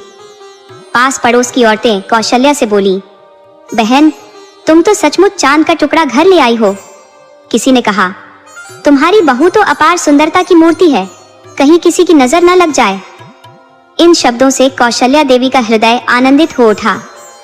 रमेश और सुंदरी भी अपनी नई जिंदगी की शुरुआत को लेकर अत्यंत खुश थे, लेकिन उन्हें यह आभास न था कि एक छिपी हुई नजर उनकी खुशियों पर काली छाया डालने की प्रतीक्षा कर रही थी। रमेश की मां कौशल्या देवी बेहद कोमल हृदय और सरल स्वभाव की महिला थी, जबकि भाभी राधा भी सीधी सादी और पति समर्पित थी। परंतु रमेश का बड़ा भाई सुशील लालच और दूषित चरित्र का व्यक्ति था। जहां रमेश संस्कारित और संयमित था, वहीं सुशील मक्कार और विलासी प्रवृत्ति का था। वह घर के लोगों के सामने आदर्श पुत्र और भाई की छवि बनाए रखता था, जिससे उस पर किसी को संदेह नहीं होता था। रमेश अपने परिवार के सभी सदस्यों की बहुत इज्जत करता था, विशेषकर अपनी माँ, भाई और भाभी की। 2 दिनों तक शादी के सभी रीति रिवाज संपन्न हुए। तीसरे दिन रमेश को शहर लौटना था, क्योंकि उसकी छुट्टियां समाप्त हो चुकी थी। उसी रात सुंदरी और रमेश पहली बार एकांत में थे। सुंदरी उदास होकर रमेश से बोली, हमें अपने साथ ले चलो ना, तुम्हारे बिना यहाँ अकेले क्या करेंगे? सब कुछ सूना लगेगा। रमेश ने उसके पास जाकर उसके ठुड्डी को पकड़कर उसका चेहरा ऊपर उठाया और प्यार भरे स्वर में कहा, अरे मेरी रानी, तुम तो मेरी जान हो। मैं भी तुम्हें साथ ले जाना चाहता हूँ, पर फिलहाल शहर में रहने का ठिकाना नहीं है। लेकिन चिंता मत करो, इस बार मेरे साहब ने कहा है कि वे रहने का स्थायी इंतजाम करेंगे। अगली बार जब आऊंगा तो तुम्हें भी साथ ले चलूंगा। सुंदरी ने धीमे स्वर में कहा, पर तब तक हम यहाँ अकेले क्या करेंगे? रमेश ने मुस्कुराते हुए कहा, अरे तुम तो इस घर की रानी हो, जो दिल करे वो करो। वैसे भी अम्मा तुम्हें तुम्हारी अपनी माँ से भी ज्यादा प्यार करेगी, और भाभी वह तुम्हें अपनी छोटी बहन मानेंगी। चिंता मत करो, मैं जल्द लौटूंगा। रमेश की बातों से सुंदरी का मन थोड़ा हल्का हुआ, लेकिन उसकी आंखों में उदासी के आंसू फिर भी छलक पड़े। दोनों ने रात भर बातें की और इसी तरह वह रात गुजर गई। उधर सुशील अपने कमरे में गुस्से से भरा हुआ इधर उधर टहल रहा था। उसके मन में विचारों का तूफान चल रहा था। बचपन से लेकर अब तक हर अच्छी चीज हमें ही मिलती आई है, फिर कैसे रमेश को इतनी सुंदर पत्नी मिल गई? हमसे बेहतर चीज कभी किसी को नहीं मिली, तो ये कैसे हो सकता है? हर सुंदर वस्तु पर हमारा हक है और इसे भी हम छीन कर रहेंगे। तभी राधा कमरे में आई और बोली, क्या सोच रहे हो जी? कौन सी अच्छी चीज की बात कर रहे हो? सुशील उसके अचानक आने से चौंक गया, लेकिन तुरंत अपने आप को संभालते हुए बोला, अरे कुछ नहीं। राधा ने कहा, ठीक है, पर सुनो, कल देवर जी शहर चले जाएंगे और देवरानी अकेली रह जाएगी। चलो आज रात हम भी साथ बैठकर बातें करते हैं। सुशील ने गुस्से में कहा, नहीं राधा, आज नहीं, आज मैं बहुत थका हूँ, सोने दो मुझे। ये कहकर वह बिस्तर पर मुंह फेर कर लेट गया और फिर से सुंदरी के बारे में सोचने लगा। राधा को लगा कि सुशील सच में थक गया है, तो वह भी उसे परेशान किए बिना सोने चली गई। अगले दिन रमेश सुंदरी को छोड़कर शहर चला गया, इस उम्मीद के साथ कि परिवार उसे प्यार से रखेगा और उसका ख्याल करेगा। लेकिन उसे इस बात का अंदाजा नहीं था कि आने वाले समय में क्या घटित होने वाला है। सुंदरी के मन में सुशील की दृष्टि की कड़वाहट घर कर चुकी थी। वह घर के कामों में इतनी निपुण थी कि जल्दी ही उसने पूरे घर की जिम्मेदारी संभाल ली। जैसा कि रमेश ने वादा किया था, कौशल्या देवी और राधा उससे बेहद स्नेह करने लगी। एक दिन जब सुंदरी आंगन में बर्तन साफ कर रही थी, कौशल्या देवी और सुशील थोड़ी दूरी पर खाट पर बैठे उसे देख रहे थे। फर्क इतना था कि कौशल्या उसे ममता भरी निगाहों से देख रही थी, जबकि सुशील की निगाहें वासना से भरी थी। कौशल्या ने प्रेम से कहा, कितनी प्यारी बच्ची है ये सुंदरी। रमेश ने इसे छोड़कर अच्छा नहीं किया। इस बेचारी को पति की जरूरत है और वो ज्यादा छुट्टी लेकर इसे साथ नहीं ले गया। हमको तो बहुत दया आती है इस पर, उसके पति की याद बहुत आती होगी। सुशील ने थोड़ा चिढ़कर कहा, आप सही कह रही हो अम्मा, उसे पति के सुख की जरूरत तो जरूर होगी। कौशल्या ने महेश को पुकारा, महेश इधर आ। महेश दौड़ते हुए आया। जी मालकिन, कौशल्या ने कहा, सुंदरी के बापों को संदेश भेजो। महेश ने चौंक कर पूछा, किस बहू के बापू के यहाँ? कौशल्या ने कहा, अरे सुंदरी बहू के यहाँ। सुशील अचानक बोला, अम्मा तुम किसके घर संदेशा भेज रही हो और क्यों? कौशल्या ने शांत स्वर में कहा, बेटा मैं सुंदरी के बापू को बुलाने के लिए कह रही हूँ, वो आकर अपनी बेटी को कुछ दिन के लिए ले जाए। देखो ना इस बच्ची का चेहरा कैसा मुरझा गया है, पति से मिलेगी तो उसका मन भी हल्का हो जाएगा। कौशल्या ने फिर से महेश की ओर देखा और कहा, अरे तू अब तक खड़ा क्यों है, जल्दी से संदेश भिजवा दे।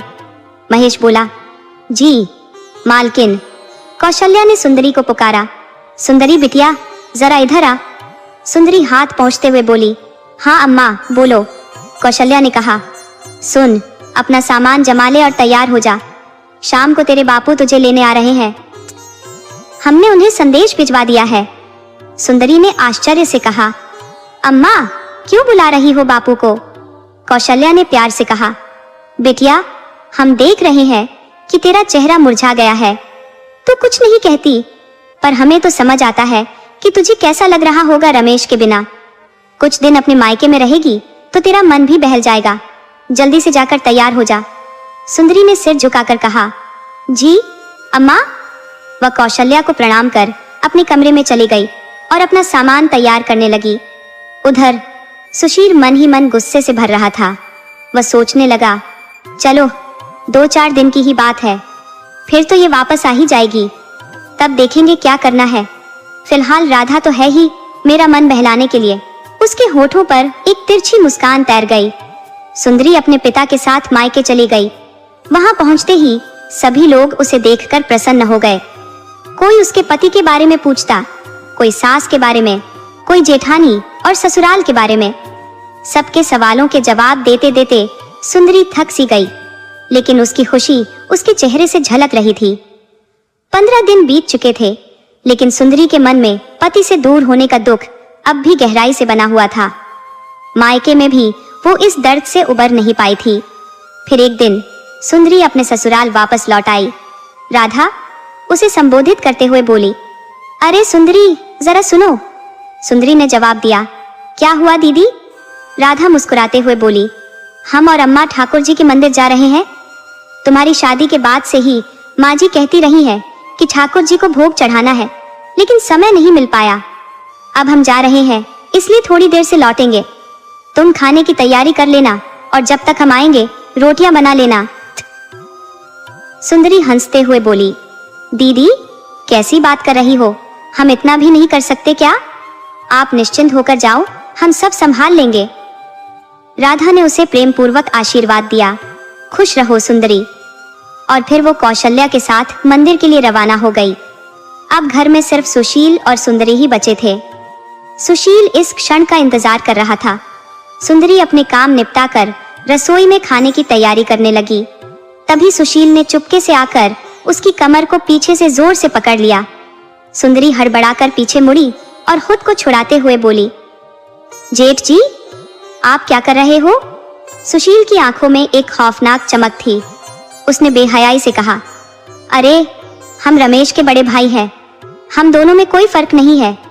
सुंदरी ने घृणा से कहा, छी, आपको शर्म नहीं आती ऐसी बातें करते हुए? सुशील ने बेशर्मी से कहा, शर्म किस बात की?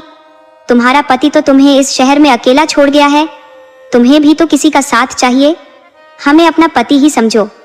सुंदरी ने खुद को छुड़ाने की कोशिश करते हुए कहा, हमें छोड़ दीजिए जेठ जी, आप ये क्या कर रहे हो?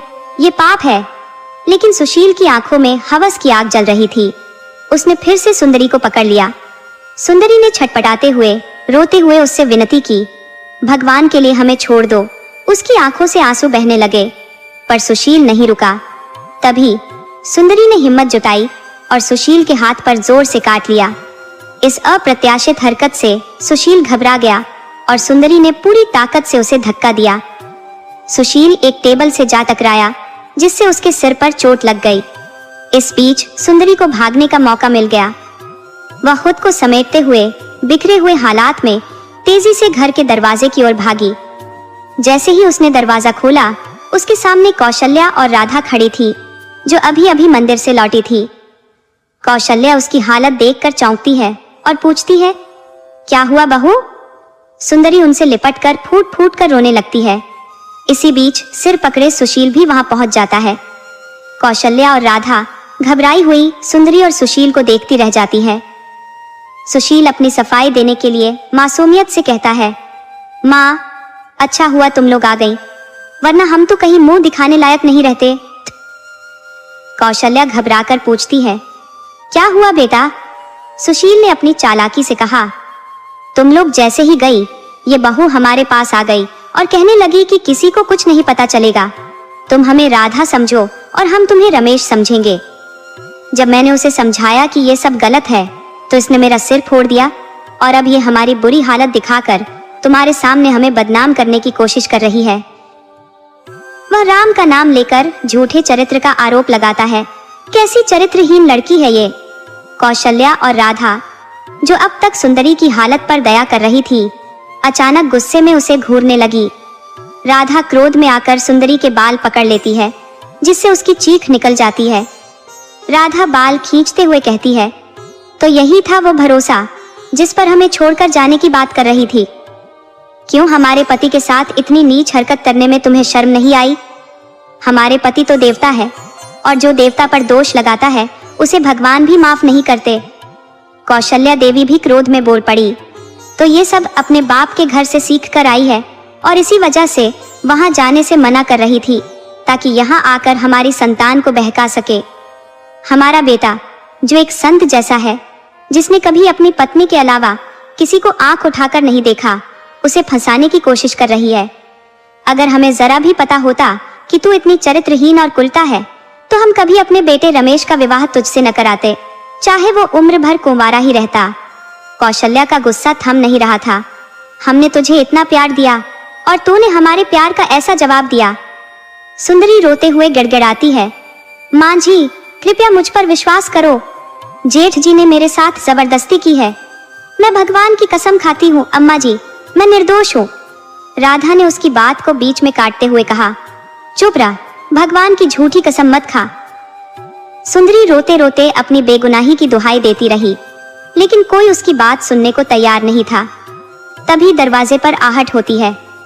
सबने उस ओर देखा तो देखा कि रमेश दरवाजे पर खड़ा था। उसे देखकर सब हैरान रह गए। कौशल्या देवी ने रमेश से कहा, देख बेटा, तेरी पत्नी कैसी कुलटा और ओछी हरकतें कर रही है। कौशल्या ने रमेश को सब कुछ बता दिया जो वहां हुआ था। ये सब सुनकर रमेश गुस्से में भर गया और सीधे सुंदरी के पास जाकर उसे एक जोरदार थप्पड़ मार दिया। रमेश क्रोध में भरकर कहता है, तुम्हारी हिम्मत कैसे हुई मेरे देवता समान भाई पर ऐसा घिनौना आरोप लगाने की। सुंदरी इस प्रतिक्रिया पर स्तब्ध रह जाती है। उसे अपने पति से ऐसी प्रतिक्रिया की अपेक्षा नहीं थी। उसकी आंखों में आंसू थे, लेकिन इसके साथ ही उसे भीतर से आक्रोश भी महसूस हो रहा था। उसके मन में गहरे दुख और क्रोध का संगम उमड़ पड़ा था। वह गुस्से में अपने हर शब्द पर जोर देती हुई बोलने लगी, आज जो हुआ है उसका सच केवल मैं और जेठ जी जानते हैं और हमारा भगवान जानता है। आज मैं भगवान की कसम खाकर कहती हूँ, अगर मैं दोषी हूँ तो अगला सावन नहीं देख पाऊंगी, लेकिन अगर मैं निर्दोष हूँ तो जिसने मेरे शरीर को गलत इरादे से छुआ है उसका शरीर सड़ जाएगा, यही मेरा शाप है। इतना कहकर वह अपने कमरे में चली जाती है। इस बात को कुछ समय के बाद सब भूलने लगते हैं, लेकिन उस दिन के बाद से घर के सभी लोगों के व्यवहार में बदलाव आ जाता है। कौशल्या और राधा, जो कभी सुंदरी की तारीफ करते नहीं थकती थी, अब उसे दूरी बनाने लगी, जैसे वह अछूत हो। वे छोटी छोटी बातों में उसे नीचा दिखाने लगी। वहीं रमेश का भी रवैया बदल गया। वह सुंदरी से अलग थलग रहता और जब भी गांव में होता उससे आंखें चुराता रहता। रात में सोने के लिए वह आंगन में बिस्तर लगाकर सोता, जिससे साफ था कि अब उसकी सुंदरी से कोई नजदीकी नहीं रही।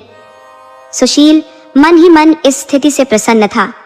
उसे भरोसा था कि यदि कभी सुंदरी के साथ कुछ गलत होता तो घर वाले उसे ही सही ठहराते। अब वह खुलेआम सुंदरी को नीचा दिखाने का कोई मौका नहीं छोड़ता।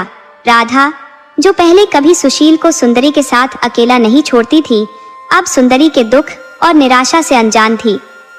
अकेली सुंदरी का विश्वास केवल भगवान पर था। समय बीतता गया। कुछ महीनों बाद सुशील के हाथों पर अजीब से निशान दिखने लगे।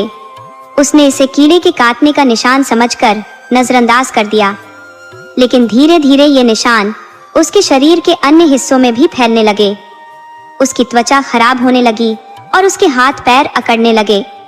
उसकी तबीयत भी दिन ब दिन बिगड़ती जा रही थी। उसकी नाक से खून बहने लगा और उसकी त्वचा बुरी तरह से बदरंग और विकृत हो गई थी। अब घर के सभी लोग उसे नफरत भरी निगाहों से देखने लगे। सुशील की निगाहें शर्म से झुकी रहती और किसी को अब कुछ कहने की आवश्यकता नहीं थी, क्योंकि सब जान चुके थे कि असली दोषी कौन था। राधा, जो सुशील को भगवान की तरह पूजती थी, अब उसके पापों का सच जानकर फूट फूट कर रो रही थी। कौशल्या देवी के मन में एक गहरा खेद था, जैसे किसी गहरे सागर की लहरें उसके अंतर मन में हिलोरे मार रही हो।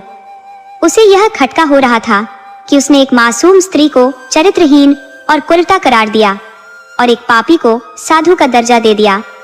रमेश के दिल में सुशील के लिए क्रोध उफान पर था और सुंदरी पर हाथ उठाने का पछतावा भी उसे निचोड़ रहा था।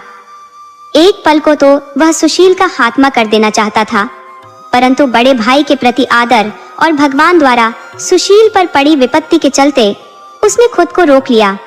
उसने न तो कुछ कहा और न ही कुछ किया। इधर सुंदरी, जो घर वालों की मंशा से अनजान थी, रसोई में अपने काम में लीन थी। अचानक चौखट पर किसी की दस्तक हुई। सुंदरी का चेहरा चौखट के विपरीत दिशा में था, इसलिए उसने देखने की कोशिश नहीं की, परंतु उस दस्तक ने उसके मन को असीम शांति दी।